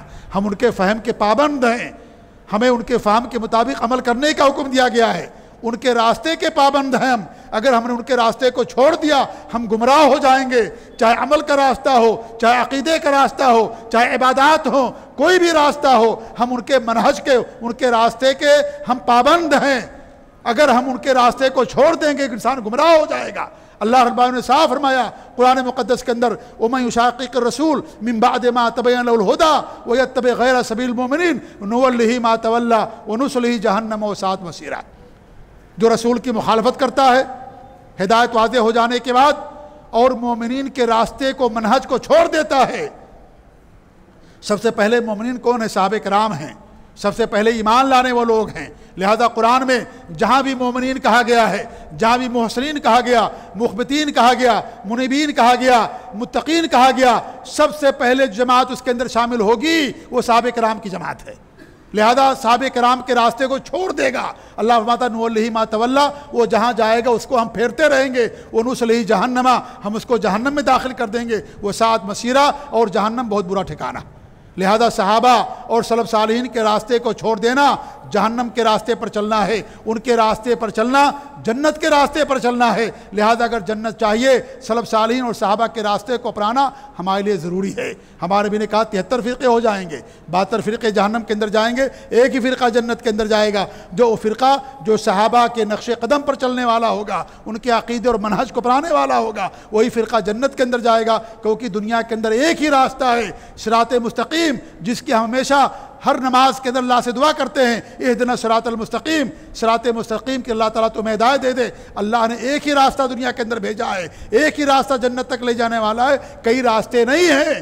وہ کئی جو راستے ہیں جہنم کی طرف لے جانے والے ہیں، جنت کی طرف لے جانے والا صرف اور صرف ایک ہی راستہ ہے، وہ صراط مستقیم صحابہ سلف صالحین کا راستہ ہے۔ اللہ فرماتا ہے قرآن مجید کے اندر کہ جو ہے وَاتَّبِعْ سَبِيلَ مَنْ أَنَابَ إِلَيَّ، جنہوں نے ہماری طرف انابت کی، جنہوں نے ہماری طرف رجوع کیا، ان کے راستے کو اپنا لو، ان کے سبیل کو اپنا لو۔ اور سب سے پہلے رجوع کرنے والے، اللہ کی طرف انابت کرنے والے، توبہ کرنے والے، کفر اور شرک کو چھوڑ کر کے توحید اور سنت کو گلے لگانے والے وہ صحابہ کرام تھے۔ لہذا ان کے راستے کی پیروی کرنا ہمارے لیے ضروری ہے کہ ان کے راستے کی ہم پیروی کریں۔ اگر ان کا راستہ چھوڑ دیں گے انسان گمراہ ہو جائے گا۔ لہذا حدیث کا نام سن کر کے کبھی آپ دھوکے میں نہ آ جانا کہ بخاری کی حدیث ہے اور اسے بدعت کو ثابت کیا جا رہا ہے۔ آپ ان سے پوچھئے کہ اس حدیث کا معنی صحابہ نے کیسے سمجھا، سلف صالحین نے اس کا معنی کیا بیان کیا ہے. اگر وہ معنی بیان کریں گے تب جا کر کے وہ معنی متعین ہوگا، اس معنی پر عمل ہوگا، ورنہ وہ معنی قابل قبول نہیں ہوگا. میں ایک اور بات آپ کے سامنے پیش کروں حدیث ہی کے حوالے سے، کہ ہمارے پاس ایک صاحب نے واٹس ایپ پر بھیجا کہ بھائی اللہ کے رسول کی میلاد بنانا صحیح مسلم سے ثابت شدہ ہے. صحیح مسلم کی حدیث پیش کیا انہوں نے کہ اللہ کے رسول کی میلاد بنانا، صحیح مسلم کی روایت پیش کی انہوں نے، اور کہا کہ دیکھو صحیح مسلم ثابت ہے کہ اللہ کے رسول اپنی میلاد بناتے تھے. ایک صاحب پریشان ہو گئے، میرے پاس بھیجا. میں نے ان سے کہا کہ بھی پریشان کیوں ہو، کیا ہے، مجھے حدیث بھیجو میں دیکھتا ہوں کیا بھیجا انہوں نے میرے پاس. جانتے ہو حدیث کیا تھی؟ وہ حدیث یہ ہے کہ ہمارے نبی صلی اللہ علیہ وسلم سوال کیا گیا کہ آپ پیر کے دن روزہ کیوں رکھتے ہیں؟ تو ہمارے نبی نے فرمایا کہ اس دن میری ولادت ہوئی اور اسی دن مجھے نبوت سے سرفراز کیا گیا، اس لیے میں روزہ رکھتا ہوں. تو انہوں نے کہا کہ دیکھو، تو انہوں نے ترجمہ روزہ رکھنے کا نہیں کیا، انہوں نے یہ کہا کہ ہمارے نبی صلی اللہ علیہ وسلم ہر پیر کو اپنی میلاد مناتے تھے. حدیث کے جو الفاظ ہیں سوم کہتے ہیں روزہ رکھنے کو، سوم کا ترجمہ روزے رکھنے سے نہیں کیا، اس نے کہا میلاد منانے سے اس کا ترجمہ کیا، اور کہا کہ اللہ کے رسول صلی اللہ علیہ وسلم ہر پیر کو ہر سوموار کو اپنی میلاد مناتے تھے، یہ اس کا ترجمہ کیا. تو میں نے ان سے کہا ٹھیک ہے، یہ صحیح مسلم کی روایت ہے، آپ بھی مانتے اس حدیث کو، ہم بھی مانتے ہیں. آپ کہتے ہیں کہ ہر پیر کو اللہ کے رسول اپنی میلاد مناتے تھے، تو آپ سال میں ایک مرتبہ کیوں مناتے ہو؟ ہر پیر کو آپ بھی مناؤ بھائی، کیوں نہیں مناتے؟ پیر تو مہینے میں 4 مرتبہ آتا ہے، کبھی 5 مرتبہ بھی ہو سکتا ہے، آپ سال میں 1 مرتبہ کیوں مناتے ہو؟ ہر پیر کو آپ میلاد بناؤ. پھر اس کا کوئی جواب ہمارے پاس نہیں آیا. کیا جواب دیں گے اس کا؟ یہ وہ لوگ ہیں جو قرآن کو بدل دیتے خود نہیں بدلتے، حدیثوں کو بدل دیتے خود نہیں بدلتے. صحیح مسلم کی روایت. اب جو لوگ جن کے پاس علم نہیں ہے توحید و سنت کا، منہج سلف کا، وہ کہیں گے صحیح مسلم سے ثابت ہے تو میلاد منانا چاہیے. بھائی صحیح مسلم پر تو سب کا اتفاق ہے، ہمارے عالم صاحب نے صحیح مسلم کی دلیل دے دی، لہذا یہ تو صحیح مسلم ثابت ہو گیا، عمل کرنا چاہیے. لیکن لوگ نہیں سوچیں گے کہ جو معنی بیان کیا ہے وہ معنی سلف صالحین کے فہم کے مطابق یا نہیں ہے. تو آج قرآن اور حدیث سے جو قرآن و حدیث توحید و سنت کا گہوارہ تھا، مرکز تھا اور ہے، قیامت تک رہے گا، اسی قرآن و حدیث کو ان لوگوں نے بدعات اور شرک کا گہوارہ بنا دیا. ساری دلیلیں قرآن و حدیث سے دیتے. جی ہاں، اللہ تعالیٰ ہر جگہ موجود ہے. قرآن کی آیتیں آپ کے سامنے پیش کریں گے. وہ معکم اینما کنتم، تم جہاں کہیں بھی ہو اللہ تعالیٰ تمہارے ساتھ ہے. کیا قرآن کی آیت آج اتری ہے؟ یہ آیت اللہ رب العالمین نے اپنے نبی پر اتارا. ہمارے نبی نے اس آیت کا کیا معنی بیان کیا؟ صحابہ کرام نے اس آیت کا کیا معنی سمجھا ہوگا نا انہوں نے؟ یا قرآن کو نہیں سمجھا صحابہ کرام نے؟ آج ہم سمجھنے والے ہیں، آج ہم سمجھتے ہیں قرآن کریم کو. صحابہ کرام نے قرآن کریم کو نہیں سمجھا. صحابہ کرام تو عربی زبان کی جو فصاحت و بلاغت کے اعلیٰ معیار پر قائم تھے وہ، اور اللہ کے رسول سے براہ راست علم حاصل کیا. جہاں معنی نہیں سمجھ میں آتا تو اللہ کے رسول کے پاس آتے تھے اور کہتے تھے اس آیت کا معنی ہمیں نہیں معلوم ہے، اس آیت کا کیا مفہوم ہے، آپ اس کا معنی بیان کیے. جب یہ آیت کریمہ نازل ہوئی الذین آمنوا ولم یلبسوا ایمانہم بظلم اولئک لہم الامن وہم مہتدون، کہ جو ایمان لائے اور اپنے ایمان کو ظلم سے پاک رکھا، ظلم سے خلط ملط نہیں کیا، ایسے لوگوں کے لیے امن و امان ہے، یہ لوگ ہدایت یافتہ ہیں. وہ صحابہ کرام تھے، عربی زبان کی فصاحت و بلاغت کے اعلیٰ معیار پر قائم تھے. وہ اپنے علاوہ دوسروں کو جانور کہتے تھے، وہ گونگا کہتے تھے، اجمی کہتے تھے. اجمی کے معنی ہوتا گونگا، جو نہ بول سکے اس کو اجمی کہتے ہیں. جانور نہیں بولتا ہے، جانور کے منہ میں زبان ہے لیکن نہیں بولتا، اس لیے وہ اپنے علاوہ دوسروں کو اجمی کہتے تھے. اپنی زبان کے علاوہ دوسروں کی زبان کو زبان ماننے کے لیے تیار نہیں تھے. انہیں اپنی زبان پر اتنا فخر تھا، اتنا غرور تھا کہ عربی زبان کے علاوہ جتنی بھی زبانیں دنیا کے اندر پائی جاتی تھیں سب کو اجمی کہتے تھے. گونگے لوگ ہیں، ان کے پاس تعبیر کی اپنے معافی ضمیر کو ادا کرنے کے لیے ان کے پاس زبان ہی نہیں ہے. جس زبان سے اپنے معافی ضمیر کو ادا کرتے ہیں وہ زبان کے قابل ہی نہیں ہے. اگر زبان ہے تو ہماری زبان ہے، عربی زبان. وہ سب کو اجمی کہتے تھے. وہ نہیں سمجھ سکے ظلم کا معنی. یہاں پر ظلم کا معنی کیا ہے؟ اللہ کے رسول کے پاس دوڑ کر کے آئے کہ اللہ کے رسول صلی اللہ علیہ وسلم ہم میں سے کون ایسا ہے جو اپنے اوپر ظلم نہ کرتا ہو؟ سب ظلم کرتے ہیں، ایک دوسرے کو ستاتے ہیں یا ایک دوسرے پر ظلم کرتے ہیں. انسان ہونے کے ناطے سب سے ظلم ہو جاتا ہے. ہمارے بھی نے کیا بیان فرمایا؟ کہا کہ کیا تم نے مرد صالح کی وہ نصیحت نہیں سنی لقمان کی علیہ السلام، جو انہوں نے اپنے بیٹے کو نصیحت کی تھی، یا بنی لا تشرک باللہ ان الشرک لظلم عظیم، اے میرے بیٹے اللہ تعالیٰ کے ساتھ شرک نہ کرنا کیونکہ شرک سب سے بڑا ظلم ہے. لہذا یہاں ظلم سے مراد شرک ہے، ظلم سے عام ظلم مراد نہیں ہے. صحابہ کرام نہیں سمجھ سکے. آج ہم کہتے ہیں اپنی عقل کے مطابق قرآن کو ہم سمجھ لیں گے. اگر یہ آیت حدیث نہ ہم لیں تو اس ظلم کا معنی قیامت تک کوئی نہیں سمجھ پائے گا. قرآن میں اللہ نے بیان فرمایا کہ ہاتھ کاٹ لو چور کے. ہاتھ کہاں سے کاٹا جائے گا؟ صحابہ کرام عربی زبان جانتے تھے. عربی زبان میں ہاتھ کہتے ہیں ناخن سے لے کر کے کندھے تک، یہ سب کو ہاتھ کہا جاتا ہے. جو اہل علم ہیں عربی زبان جانتے ہیں ان کو معلوم ہے کہ ہاتھ یہاں ناخن سے لے کر کے سب کو ہاتھ کہا جاتا ہے. سب کو ہاتھ کہا جاتا ہے عربی زبان کے اندر. لیکن یہاں پر کیا مراد ہے ہاتھ سے؟ آپ سی بی او کو بھی لے آؤ، سب سے بڑے ماہر عربی زبان کو لے کر کے آؤ اور کہو کہ بتا دو یہاں ید سے کیا مراد ہے، نہیں بتا پائے گا وہ. ہاں نبی نے تعین کر دی کہ ید سے مراد کیا ہے. یہ کلائی سے کسی چور کے ہاتھ کاٹے جائیں گے، اس کے اوپر نہیں کاٹا جائے گا. یہ حدیث اس کا معنی بیان کیا. کوئی انسان اپنی عربی زبان جاننے کی وجہ سے قرآن کی تفسیر نہیں کر سکتا ہے. آج بہت سارے لوگ کہتے ہیں بھی ان کو عربی زبان آتی ہے اور عربی زبان آ گئی قرآن کی تفسیر کرنا شروع کر دیا، حدیثوں کو چھوڑ دیا، سلف صالحین کے اقوال کو چھوڑ دیا، ان کی تفسیروں کو چھوڑ دیا، اپنے فہم اور اپنی سوچ اور رائے کے مطابق قرآن کریم کی تفسیر کرنا شروع کر دیا. آج تو ٹرینڈ چلا ہوا قرآن کی تفسیر کا، درس قرآن کا. ٹائی لگا کر کے پینٹ پہن کر کے ٹخنے سے اوپر پینٹ ہے قرآن کی تفسیر کرتے ہیں اور پوری تفسیر سن جائیے کہ آپ کو کہیں حدیث نہیں نظر آئے گی، کوئی حدیث نہیں سننے کو آپ کو ملے گی. قرآن کے نام پر اس طریقے سے گمراہیاں پھیلائی جاتی ہیں. اس لیے سلف صالحین کہا کرتے تھے اگر کوئی آدمی کو دیکھ لو جو صرف قرآن کی بات کرتا ہے وہ سمجھ جاؤ انسان گمراہ ہے. وہ انسان گمراہ جو صرف قرآن کی بات کرے، جو حدیث کی بات نہ کرے، حدیث کا ذکر نہ کرے، وہ سمجھ جاؤ کہ گمراہ انسان ہے. قرآن کے نام پر صرف دھوکہ مت کھانا. یہ قرآن کے نام پر لوگوں کو گمراہ کیا جاتا ہے. قرآن کی تفسیر کریں گے، حدیثوں کو نہیں بیان کریں گے، سلف صالحین کے اقوال نہیں بیان کیے جائیں گے، اپنی طرف سے قرآن کریم کی تفسیر کریں گے. لہذا ہر انسان محتاج ہے حدیث کا. حدیث کے بغیر انسان قرآن کریم کی تفسیر نہیں کر سکتا. تو میں بتا یہ رہا تھا میرے بھائیوں کہ اس حدیث سے یہ بات ثابت ہوتی ہے کہ یہ جو نبی کا جو عمل میں نے آپ کے سامنے بیان کیا کہ یہ عمل ہمارے نبی کے ساتھ خاص تھا. لہذا قرآن و حدیث کو سمجھنے کے لیے ہمیں سلف صالحین کی تفسیر ضرورت ہے. اور میں یہ آیت پیش کیا تھا، دیکھیے میری ذہن سے بات نکل گئی کہ جو آج اہل بدعت ہے جو عقیدہ رکھتے ہیں کہ اللہ تعالیٰ ہر جگہ موجود ہے، قرآن کی آیت کو دلیل میں پیش کرتے ہیں وہ کہ تم جہاں بھی کہو اللہ تمہارے ساتھ ہے. قرآن کی آیت ہے، نبی پر قرآن اترا، نبی پر آیت اتری. کیا صحابہ کرام نے اس آیت کا معنی یہی سمجھا؟ صحابہ کرام نے آیت کا یہ معنی نہیں سمجھا. انہوں نے معنی یہ سمجھا کہ اللہ تعالیٰ کی ذات عرش پر جلوہ افروز ہے، لیکن اللہ رب العالمین کے علم سے کوئی چیز خالی نہیں ہے. امام ابن القیم ایک مشہور امام گزرے ہیں، ان کے استاد تھے شیخ الاسلام ابن تیمیہ رحمۃ اللہ علیہ. انہوں نے اپنے استاد سے بیان کیا ہے کہ امام ابن تیمیہ رحمۃ اللہ علیہ فرماتے تھے کہ 1000 سے زیادہ اس بات کی دلیلیں ہیں کہ اللہ رب العالمین عرش پر جلوہ افروز ہے. 1000 سے زیادہ دلیلیں اس بات کی ہیں کہ اللہ رب العالمین عرش پر جلوہ افروز ہے. ہر جگہ اللہ تعالیٰ کی ذات نہیں ہے. اللہ کے علم سے کوئی چیز خالی نہیں ہے، اس کی قدرت سے کوئی چیز خالی نہیں ہے. ان تمام آیتوں کا معنی اور مطلب یہ ہے جو صحابہ نے بیان کیا ہے، لیکن آج انہی آیتوں کو انسان یہ پیش کرتا ہے کہ اللہ تعالیٰ کی ذات ہر جگہ موجود ہے.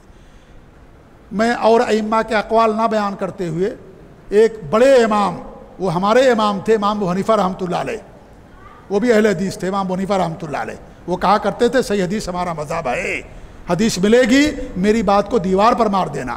امام ابو حنیفہ رحمۃ اللہ علیہ نے بیان فرمایا، ان کے شاگردوں نے ان سے بیان کیا کہ اگر کوئی انسان عقیدہ رکھے کہ اللہ تعالیٰ کی ذات عرش پر تو ہے لیکن عرش کہاں ہمیں نہیں معلوم، آسمانوں پر ہے یا زمینوں میں ہے یا زمین کے اوپر ہے یا زمین کے نیچے ہے، یہ ہمیں نہیں معلوم، شک کا اظہار کرے. امام ابو حنیفہ رحمۃ اللہ علیہ کے شاگردوں نے بیان کیا ہے کہ امام ابو حنیفہ کے فتویٰ کہ وہ مسلمان نہیں ہے جو یہ عقیدہ رکھے کہ اللہ عرش پر تو ہے لیکن یہ نہیں معلوم کہ عرش کہاں ہے. امام ابو حنیفہ رحمۃ اللہ علیہ کا عقیدہ ہے یہ. تو اللہ تعالیٰ کی ذات عرش پر جلوہ افروز ہے، اور ان آیتوں کا معنی یہ ہے کہ اللہ رب العالمین اپنے علم سے سب کے ساتھ ہے، علم کے لحاظ سے، ورنہ اس کی ذات عرش پر ہے. اور یہ مثال سمجھنے کے لیے ہے جیسے سورج ہے، سورج اوپر ہے لیکن اس کی روشنی دنیا کے چپے چپے کے اندر پائی جاتی ہے، لیکن سورج ہر جگہ نہیں ہوتا. ایک ہی سورج ہے اوپر ہے لیکن اس کی روشنی دنیا کے اندر پائی جاتی ہے. تو اللہ تعالیٰ کے لیے اونچی مثالیں ہیں. تو اللہ رب العالمین کی ذات عرش پر جلوہ افروز ہے لیکن اس کا علم دنیا کے چپے چپے کے اندر. تو آج قرآن کی آیتوں کو بدعت اور شرک اور خرافات کے لوگ پیش کرتے ہیں.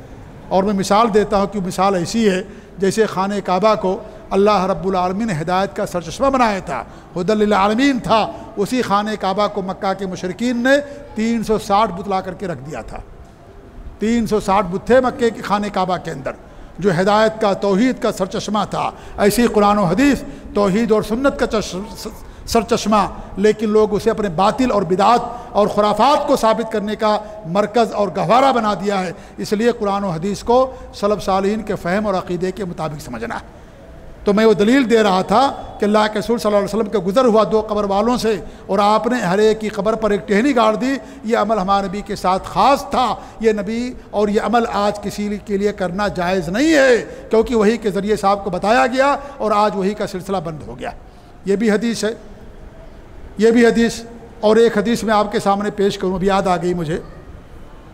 امام بخاری رحمۃ اللہ علیہ نے ایک باب قائم کیا، باب من علامات نبوہ، کہ نبوت کی علامتوں میں سے ایک علامت، ہمارے نبی کے برحق ہونے کی علامتوں میں سے ایک علامت کیا ہے؟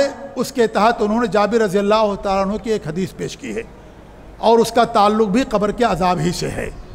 وہ حدیث کیا پیش کیا انہوں نے؟ جابر رضی اللہ عنہ فرماتے ہیں کہ ایک نصرانی تھا، وہ مسلمان ہو گیا، اور پھر وہ قرآن لکھنا شروع کر دیا اس نے، اس کے بعد مرتد ہو گیا، یعنی اسلام چھوڑ دیا اس نے۔ اس کے بعد آ کر کے مشرکین میں اور یہود و نصارہ میں اعلان کرنے لگا اور یہ پروپیگنڈا کرنے لگا کہ تمہارے نبی کو تو کچھ نہیں آتا ہے، محمد صلی اللہ علیہ وسلم کو میں ان کو جو لکھ کر دے دیتا تھا وہی کہتے تھے، وہ انہیں تو کچھ نہیں آتا ہے، میں جو لکھ کر دے دیتا تھا وہی کہتے تھے وہ۔ اس کے بعد اس آدمی کی وفات ہوگی، مر گیا، ہلاک ہو گیا۔ لوگوں نے اسے قبر کے اندر رکھ دیا، لوگوں نے اسے قبر کے اندر رکھ دیا۔ جب صبح ہوتی ہے تو اس کی لاش باہر نظر آتی ہے۔ لوگوں نے کہا، نصارہ نے، کرسچین نے، کہ ہو نہ ہو مسلمانوں ہی نے کیا ہوگا، کیونکہ وہ مسلمان ہو گیا تھا، اور مسلمان ہونے کے بعد پھر اسلام سے مرتد ہو گیا، اسلام چھوڑ دیا، اس لیے انہوں نے ایسا کیا ہوگا۔ تو انہوں نے اور گہری قبر کھودی، اس کے بعد اس کو قبر میں رکھ دیا۔ پھر صبح ہوتی، پھر اس کی لاش باہر نظر آتی ہے، پھر انہوں نے کہا کہ مسلمانوں ہی نے کیا ہوگا۔ پھر تیسرے دن اور گہری قبر کھودی اور اس کو قبر کے اندر رکھ دیا۔ پھر تیسرے دن بھی جا کر کے دیکھتے اس کی لاش باہر پڑی ہوئی ہے۔ انہوں نے کہا کہ بھائی اس کو چھوڑ دو اسی حالت میں، درندوں نے اسے کھا لیا، کتوں نے، چیل کووں نے اس کی لاش کو کھا لیا۔ اس حدیث کو امام بخاری رحمۃ اللہ علیہ نے ہمارے نبی صلی اللہ علیہ وسلم کی نبوت کی علامتوں میں سے ایک علامت کے طور پر بیان کیا ہے کہ جس نے نبی کا انکار کر دیا، اللہ رب العالمین نے اس کو دنیا کے اندر بھی عبرت بنا دیا، داستان عبرت بنا دیا کہ زمین نے بھی اس کی لاش کو لینے سے انکار کر دیا، اور اس طریقے سے چیل کوؤں کی وہ خوراک بن گیا، اور زمین کے اوپر اسے جو ہے وہ خوراک بن گیا جانوروں کی۔ تو اس طریقے سے یہ حدیث نبی کی نبوت کی علامتوں میں سے ایک علامت، جس میں اس آدمی کے قبر کے اندر عذاب کا ذکر باقاعدہ گویا کہ اس کے اندر موجود ہے۔ اب آپ کہتے ہوں گے بھئی یہ کیسے ہو گیا؟ کیا اللہ کے رسول صلی اللہ علیہ وسلم عالم الغیب تھے؟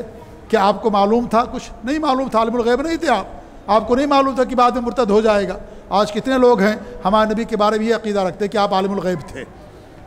نبی کے بارے میں کیا، بہت سارے لوگوں کے بارے میں ان کا عقیدہ ہوتا ہے کہ عالم الغیب ہوتے ہیں۔ اللہ کے رسول عالم الغیب نہیں تھے کہ بعد میں مرتد ہو جائے گا، اور اس زمانے میں لوگ سازش کے طور پر اسلام قبول کیا کرتے تھے۔ یہود و نصارہ، قرآن میں اللہ نے بیان کیا ہے کہ بھائی صبح میں ایمان لے آؤ، شام میں انکار کر دو۔ اس لیے یہودی جو تھے، نصارہ، ایمان لے آتے تھے بہت سارے، اور پھر جب رات آتی انکار کر دیتے تھے، کہتے تھے ہمیں دین اسلام کے اندر کچھ نہیں ملا، وہ تو ان کا اپنا دین ہے، اوپر سے آیا ہوا دین نہیں ہے۔ اگر وہ سچا دین ہوتا تو ہمیں کتاب کا علم ہے، ہم اہل کتاب ہیں، اور تورات اور زبور انجیل کا ہمیں علم ہے، لہٰذا ہم ان کے دین کو نہیں چھوڑتے، لیکن ان کا دین صرف گمراہی ہے، ان کے دین کے اندر حق نہیں ہے، اس لیے سازش کے طور پر ایمان لاتے تھے۔ ہمارے نبی کو نہیں معلوم ہوتا تھا کہ سازش کے طور پر ایمان قبول کر رہے ہیں یا حقیقت میں قبول کر رہے ہیں۔ ہمارے نبی عالم الغیب نہیں تھے، دنیا میں کوئی عالم الغیب نہیں، لہٰذا اس حدیث سے بھی ثابت ہوتا ہے کہ قبر کے اندر باقاعدہ لوگوں کو عذاب ہوتا ہے۔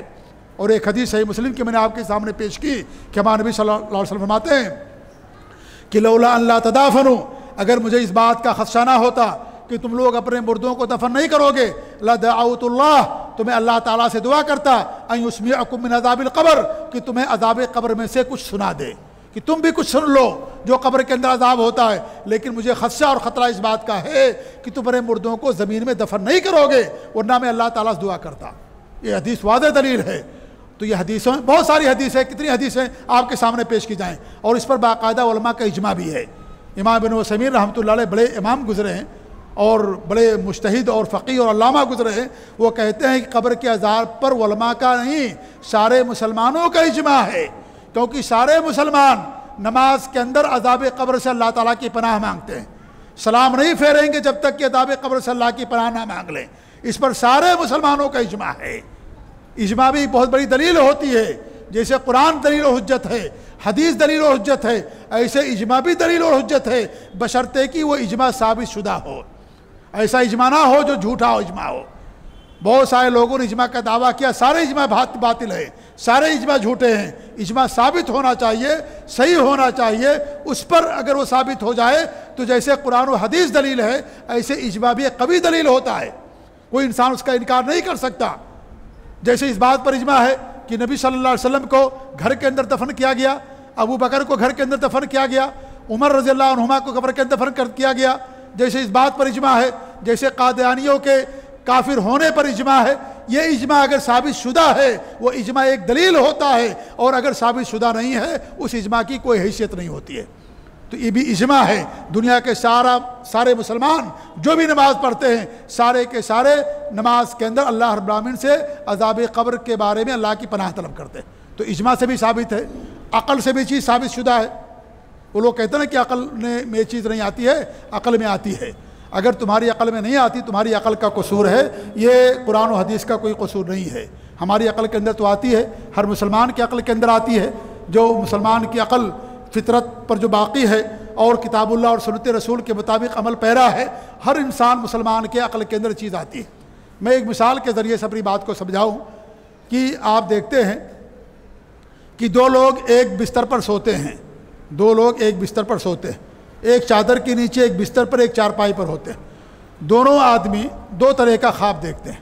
ایک آدمی خواب دیکھتا ہے کہ میں بہت زیادہ آسائش میں ہوں، میں بہت زیادہ آرام میں ہوں، پوری دنیا کا سفر کر رہا ہوں، باغوں میں گھوم رہا ہوں، اپنے خاندان کے لوگوں سے مل رہا ہوں، جنت کی سیر کر رہا ہوں، باغیچے کی سیر کر رہا ہوں، میری آؤ بھگت ہو رہی ہے، میری خوب خاطر تواضع ہو رہی ہے، بڑی نعمتوں کے اندر بڑی آسائش اور آرام کا وہ خواب دیکھ رہا ہوتا ہے۔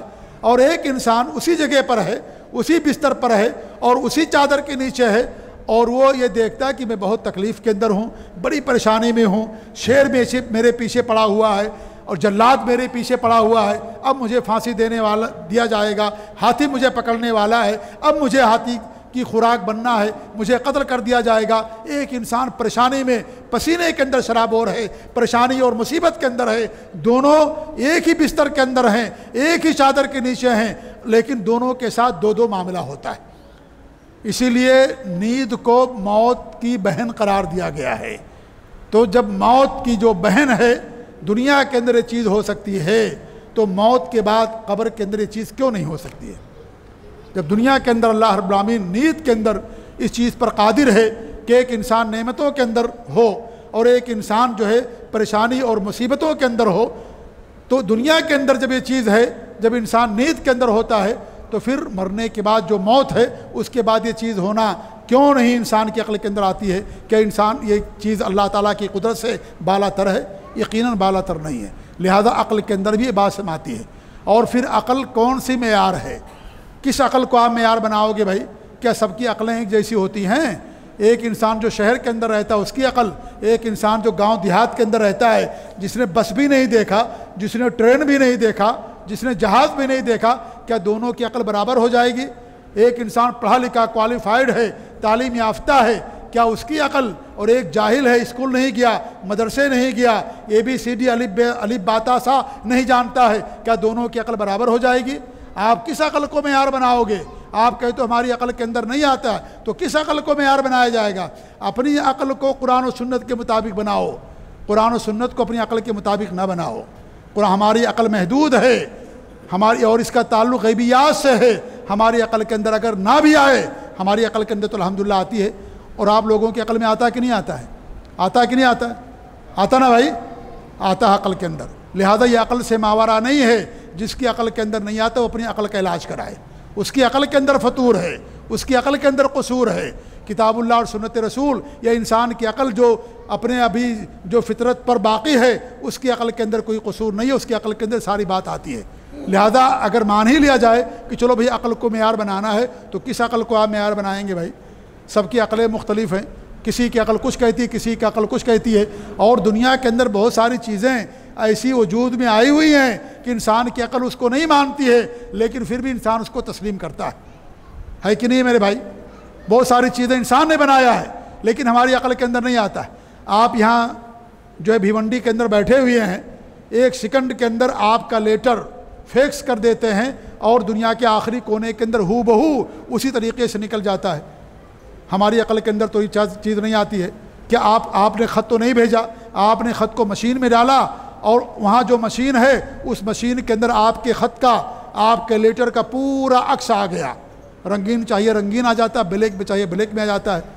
آپ نے خط نہیں بھیجا لیکن اسی خط کا پورا عکس، خط جیسا ساری چیز وہاں پر نظر آ جاتی ہے۔ میری عقل کے اندر چیز نہیں آتی ہے، آپ کی عقل کے اندر بھی نہیں آتی، لیکن مانتے ہیں کہ نہیں مانتے ہیں؟ اگر نہیں مانے کہیں گے بیوقوف انسان ہے، یہ جاہل ہے، کتنا کسی دیہات سے آیا ہوا ہے، ان پڑھ ہے، اور بھیا ہے، یہ گاؤں دیہات سے آیا ہوا ہے کہ نہیں، اس کو کچھ نہیں آتا ہوا تھا، کچھ پڑھا لکھا نہیں ہے۔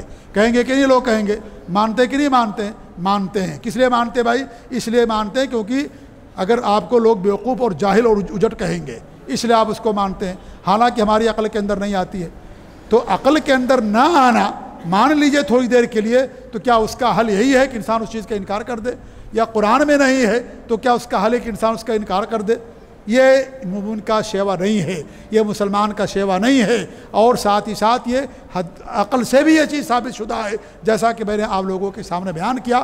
لہذا میرے بھائیوں، قبر کا عذاب ثابت شدہ ہے۔ اللہ کے رسول صلی اللہ علیہ وسلم کی حدیث ہے کہ ما رأیت منظرا افظع من عذاب من القبر، کہ میں نے قبر سے برا منظر اور تکلیف دہ منظر میں نے نہیں دیکھا کہ جو قبر کے اندر لوگوں کو عذاب ہوتا ہے۔ لہذا قبر کے اندر عذاب ہوتا ہے، اس پر ایمان لانا واجب اور ضروری ہے، اس کے بارے میں شک کرنا بھی کفر ہے، کیونکہ ایمان بالیوم الآخر میں یہ چیز شامل ہے، آخرت پر ایمان کا رکن ہے یہ۔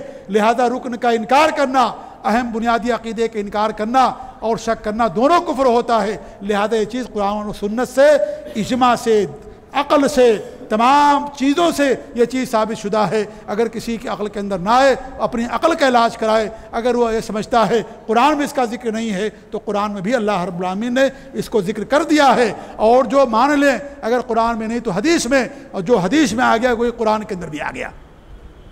ایک بہت اہم چیز میں آپ کے سامنے منہجی بات بیان کر کے اپنی بات ختم کر دوں، اور یہ بات ہمیشہ یاد رکھیے گا، میری اس بات کو کبھی مت بھلائیے گا۔ ایک اہل حدیث اس بات کو ہمیشہ یاد رکھے، اور وہ بات یہ ہے کہ صحیح بخاری کی حدیث ہے، عبداللہ بن مسعود رضی اللہ عنہ کے پاس ایک عورت آتی ہیں، ان کا نام تھا، لقب تھا کنیت ام یعقوب۔ ان کو یہ بات پہنچی کہ عبداللہ بن مسعود رضی اللہ عنہ فقیہ امت، بہت بڑے صحابی تھے عبداللہ بن مسعود رضی اللہ عنہ، دبلے پتلے تھے لیکن علم کا سمندر اور پہاڑ تھے، یقین اور علم کا عبداللہ بن مسعود رضی اللہ تعالیٰ عنہ۔ انہوں نے بیان کرتے ہیں کہ اللہ رب العالمین کی لعنت ہوتی ہے ان عورتوں پر جو اپنے دانتوں کے درمیان کشادگی کرتی ہیں، جو اپنے آبرو کے بالوں کو بناتی ہیں، جو گدنا گداتی ہیں، جو گدنا گدواتی ہیں، جو مصنوعی بال لگاتی ہیں، ایسی ساری عورتوں پر اللہ رب العالمین کی لعنت ہوتی ہے۔ وہ ام یعقوب عبداللہ بن مسعود کے پاس آتی ہے، کہتی کہ میں نے قرآن تو پورا پڑھا، قرآن میں اللہ رب العالمین نے کہیں ایسی عورتوں پر لعنت نہیں بھیجی ہے، اور تم کہتے ہو کہ اللہ رب العالمین کی لعنت ہوتی ہے۔ عبداللہ بن مسعود نے کہا کہ کیا تم نے قرآن کریم کو پڑھا ہے؟ کہا کہ ہم نے قرآن کریم کو پڑھا ہے، کئی بار پڑھا ہے، لیکن قرآن کریم میں مجھے کہیں نظر نہیں آیا کہ اللہ رب العالمین نے بات بیان کی ہو کہ ایسے عورتوں پر اللہ رب العالمین کی لعنت ہوتی ہو۔ عبداللہ بن مسعود نے فرمایا اگر تم نے قرآن کو صحیح طریقے سے پڑھا ہوتا تمہیں یہ چیز نظر آ جاتی۔ کیا تم نے قرآن کریم میں اس آیت کریمہ کی تلاوت نہیں کی؟ کیا تم نے قرآن کریم میں اس آیت کو نہیں پڑھا؟ وما آتاکم الرسول فخذوہ وما نہاکم عنہ فانتہوا، جو رسول تمہیں دے لے لو، جس سے منع کریں اس سے رک جاؤ۔ کیا تم نے قرآن کریم کے اندر اس آیت کو نہیں پڑھا؟ کہا کہ ہم نے پڑھا ہے۔ تو عبداللہ بن مسعود نے فرمایا کہ اللہ کے رسول نے لعنت بھیجی ہے ان ایسی عورتوں پر اور جن پر نبی نے لعنت بھیجی ہے ان پر گویا کہ اللہ رب العالمین نے بھی لعنت بھیجی ہے، کیونکہ قرآن کہتا ہے جو رسول تمہیں دے لے لو، جس سے منع کریں اس سے رک جاؤ۔ قرآن میں حدیث میں جس پر لعنت بھیجی گئی یا نبی نے جس پر لعنت بھیجا ہے اس پر اللہ رب العالمین نے بھی لعنت بھیجا ہے۔ اس لیے من یطع الرسول فقد اطاع اللہ، جس نے رسول کی اطاعت کی اس نے اللہ تعالیٰ کی اطاعت کی۔ نبی کی اطاعت اللہ کی اطاعت ہے، نبی کی معصیت اللہ کی معصیت ہے، اس لیے اور اللہ کی معصیت نبی کی معصیت ہے، اللہ کی اطاعت نبی کی اطاعت ہے، کیونکہ اللہ رب العالمین نے ان کو اپنا قاصد بنا کر کے، نبی بنا کر کے، رسول بنا کر کے دنیا کے اندر بھیجا، لہذا جس پر نبی نے لعنت بھیجی اس پر اللہ رب العالمین نے بھی لعنت بھیجی، لہذا قرآن میں بھی اس کا ذکر موجود ہے۔ اس لیے میں کہتا ہوں قرآن میں دجال کا بھی ذکر ہے، قرآن میں عیسیٰ علیہ السلام کے آنے کا بھی ذکر ہے، قرآن میں مہدی علیہ السلام کا بھی ذکر ہے، قرآن میں ان تمام چیزوں کا ذکر ہے جو تمام چیزیں حدیث کے اندر بیان کی گئی ہیں۔ کیوں؟ اس لیے کہ دوسری جو وحی کی وہ دوسری قسم ہے، اس کے اندر اللہ رب العالمین نے بیان کر دیا، اور نبی صادق مصدوق ہیں، اللہ تعالیٰ کی طرف سے ہیں، لہذا جو حدیث کے اندر ہے اس کا ذکر قرآن کریم کے اندر بھی موجود ہے۔ یہ ہمیں درس دیا ہے عبداللہ بن مسعود رضی اللہ عنہ نے، صحابی رسول نے، کہ قرآن کے اندر گرچہ نہ ہو حدیث کے اندر آ گیا، گویا کہ قرآن کریم کے اندر بھی آ گیا، اللہ کے کلام کے اندر بھی گویا کہ آ گیا، کیونکہ حدیث بھی اللہ رب العالمین کی طرف سے ہے۔ لہذا اگر کوئی آدمی کہے، دجال کا انکار کرے، مہدی علیہ السلام کا انکار کرے، یا اس طریقے دین کے بنیادی عقائد کا انکار کرے، یہ کہہ کر کے کہ قرآن میں نہیں ہے، تم اس حدیث کو پیش کرو، کہا اگر تم متبع سنت ہو، حقیقت میں مسلمان ہو، صحابہ کے نقش قدم پر چلنے والے ہو، یہ حدیث میں تمہیں سناتا ہوں، تو لہذا یہ قرآن میں بھی اس کا ذکر موجود ہے، کیونکہ نبی نے ہمیں دیا ہے، لہذا جو کچھ بھی نبی نے دیا اس کا ذکر قرآن کریم کے اندر بھی موجود ہے۔ یہ بہت اہم منہج ہے، یہ ایک اہم پیغام ہے، ایک اہم درس ہے جو ہمارے نبی، جو عبداللہ بن مسعود رضی اللہ تعالیٰ نے ہمیں دیا ہے۔ لہذا کوئی ایسا منکر حدیث، کوئی ایسا شخص جو حدیث کے بارے میں شک و شبہات پیدا کرے، اس کے سامنے حدیث پیش کر دو اور کہو دیکھو یہ نبی کے صحابہ کی حدیث ہے، بخاری کی حدیث ہے، عبداللہ بن مسعود کی روایت ہے یہ، لہذا ہم تو ایمان رکھتے ہیں، قرآن میں اس کا ذکر ہے، اگرچہ تم اس کا انکار کرتے ہو کیونکہ نبی نے حدیثوں کے اندر بیان کر دیا، لہذا حدیث کے اندر بیان آ گیا، قرآن کے اندر بھی آ گیا۔ اللہ تعالیٰ سے ہماری دعا ہے کہ اللہ رب العالمین ہمیں سلف صالحین کے عقیدے اور منہج پر قائم رکھے، اللہ ہم سب کو عذاب قبر سے محفوظ رکھے، اللہ ہماری قبروں کو جنت کا باغ بنا دے، اللہ ہماری قبر کے اندر جنت کی کھڑکیاں کھول دے، اللہ ہماری قبروں کو کشادہ کر دے، اللہ قبر کے اندر ہمیں ثابت قدمی عطا فرمائے، دنیا کے اندر بھی ثابت قدمی عطا فرمائے اور آخرت کے اندر بھی ثابت قدمی عطا فرمائے، سلف صالحین کے، صحابہ، تابعین، تبع تابعین کے عقیدے اور منہج پر قائم رکھے، کیونکہ یہی صراط مستقیم میرے بھائیوں، یہی راستہ جو آپ کو جنت تک لے جائے گا، باقی تمام راستے جہنم کی طرف لے جائیں گے، اسے جنت پر جانا ہے، جنت میں اسی راستے کو اپنانا ضروری ہے، باقی تمام راستے انسان کو جہنم کے اندر لے جانے والے۔ اللہ تعالی ہمیں صحابہ کے راستے پر قائم اور دائم رکھے، توحید و سنت پر قائم اور دائم رکھے، ہماری وفات ہماری زبان سے کلمہ توحید جاری ہو، وفات کے بعد اللہ رب العالمین ہم سب کو عذاب قبر سے محفوظ رکھے، اور جو وفات پا چکے ہیں، جو اہل توحید اور موحدین اور متبعین سنت گزرے ہیں، اللہ تعالیٰ ان کی قبر کو جنت کا باغ بنا دے، اللہ ان کی قبر کو ان کے لیے کشادہ کر دے، اللہ ان کو ثابت قدمی عطا فرمائے، اور اللہ رب العالمین قیامت کے دن ہمیں اپنے نبی صلی اللہ علیہ وسلم کی رفاقت نصیب فرمائے، اور اس طریقے سے انبیاء کی صحبت نصیب فرمائے، اور جس طریقے سے اللہ رب العالمین نے ہم سب کو اس مسجد کے اندر اکٹھا کیا ہے، قیامت کے دن اللہ رب العالمین ہم سب کو جنت کے اندر اکٹھا فرمائے، آمین رب العالمین۔ ہم شاکر ہیں، ممنون ہیں آپ تمام لوگوں کے، جمعیت اہل حدیث کے اور جمعیت اہل حدیث کے تمام ذمہ داران کے، کہ انہوں نے اس طرح کا پروگرام ترتیب دیا اور کچھ دین کی باتیں کہنے کا مجھے موقع نصیب ملا، ہم ان کا شکر ادا کرتے ہیں، اور اس طریقے سے ان کی عمر میں، عمل میں اور ان کی تمام چیزوں برکت کی دعائیں کرتے ہیں۔ شیخ محترم نے اعلان کیا کہ کوئی ایسا دن نہیں ہے جس دن درس نہ ہوتا ہو، آپ سب کی ذمہ داری ہے، حق ہے آپ یہ جمعیت کا آپ لوگوں کے اوپر کہ آپ لوگ ایسے درس کے اندر شریک ہوں، جا کر کے فائدہ اٹھائیں، وہاں پر علم کی برسات ہوتی ہے، وہاں پر کتاب اللہ اور سنت رسول کی صدائے دل نواز بلند ہوتی ہے، وہاں خواب و منامات نہیں بیان کیا جاتا، وہاں قصے اور کہانیاں نہیں سنائی جاتی ہیں، وہاں قرآن کی آیتیں ہوں گی، صحابہ کا قول ہوگا، نبی کی حدیثیں ہوگی، صحابہ کا عمل ہوگا، یہ چیزیں آپ کے سامنے بیان کی جاتی ہیں، صاف و شفاف چیزیں آپ کے سامنے پیش کی جاتی ہیں، الحمدللہ یہ ہمارا طر امتیاز ہے، یہ ہماری علامت، ہماری پہچان ہے، یہ اس لیے ہم خواب و خیالات میں نہیں گھومتے ہیں، نہ منامات اور خواب اور قصے اور کہانیاں لوگوں کے سامنے بیان کرتے ہیں، وہی قصے بیان کرتے ہیں جو ثابت شدہ ہیں، قصے ہیں ہمارے پاس، قرآن کے قصے ہیں، نبی کی حدیثوں کے قصے ہیں، وہ صحیح قصے ہمارے لیے کافی ہیں۔ جھوٹ سے دین کی دعوت نہیں پھیلتی ہے۔ جب جھوٹ پر جو عمارت قائم ہوگی وہ چھت سیدھی نہیں ہوگی، لہذا جو جھوٹے قصے واقعات بیان کرتے ہیں وہ شریعت نہیں، وہ دین نہیں ہے۔ صاف و شفاف پانی اور چشمہ آپ لوگوں کے سامنے پیش کیا آتا ہے، لہذا ایسے دروس کے اندر آپ شریک ہوں۔ ضرورت ہے میرے بھائیوں، آج ہمارے اپنے اسلام کی بدنامی کا ذریعہ یا اسلام کو خطرہ غیروں سے نہیں ہے۔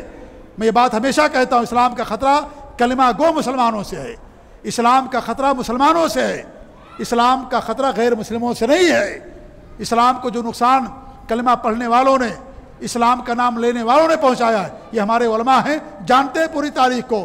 غیروں نے نقصان نہیں پہنچایا جو اسلام کا نقصان مسلمانوں نے پہنچایا، اس لیے نقصان ان غیروں سے نہیں ہے، وہ تو ان کا واضح ہے، ہر انسان جانتا ہے۔ لیکن دین کے نام پر، شریعت کے نام پر اور عقیدت کے نام پر جو شرک اور بدعت پھیلایا جا رہا ہے، اس سے اسلام کو خطرہ، اس سے اسلام کو نقصان ہے۔ لہذا اسلام کا نقصان مسلمانوں سے ہے، غیروں سے اسلام کا نقصان اور خطرہ نہیں ہے میرے بھائیوں۔ لہذا ضرورت اس بات کی ہے کہ آپ لوگ ایسے علماء سے جڑیں جو کتاب اللہ اور سنت رسول کو سلف صالحین کے عقیدہ اور منہج کے مطابق سمجھتے ہیں، اس پر عمل کرتے ہیں، اس کی طرف لوگوں کو بلاتے ہیں۔ خامیاں ہر ایک کے اندر ہیں، کیا وہ فرشتے ہیں؟ کیا ان کے اندر خامیاں نہیں ہیں؟ ان کے اندر سب سے بڑی خامی ہے، شرک سے بدعت سے بڑی کوئی خامی نہیں ہے، یہ ان کے اندر پائی جاتی ہیں۔ ہم کتنے بھی برے ہو جائیں، ہم کتنے بھی غلط ہو جائیں، ہم کتنے بھی بد اخلاق ہو جائیں، لیکن اللہ تعالیٰ کے ساتھ بدخلقی نہیں کر سکتے، نبی کے ساتھ بدخلقی نہیں کر سکتے۔ یہ نبی کے ساتھ بدخلقی کرتے ہیں، یہ اللہ کے ساتھ بدخلقی کرتے ہیں۔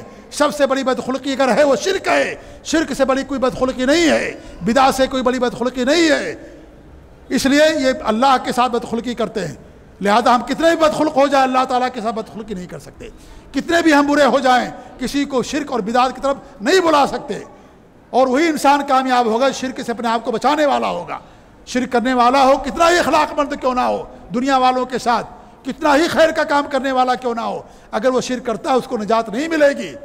اس کے چہرے پر سجدے کے نشانات ہوں، یا دنیا کا سب خیر کا کام کرتا ہو، نماز کا پابند ہو، تہجد گزار ہو، عمرے کرنے والا، حج کرنے والا، سینکڑوں مساجد کی تعمیر کرنے والا، مریضوں کی مدد کرنے والا، اسپتال قائم کرنے والا، دنیا کا ہر خیر کرتا ہے، لیکن جو سب سے بڑا خیر ہے توحید، اگر اس کے پاس موجود نہیں ہے، یہ سارے خیر دنیا کے اندر فائدہ ہوگا، آخرت کے اندر اس خیر کا کوئی فائدہ نہیں ہوگا۔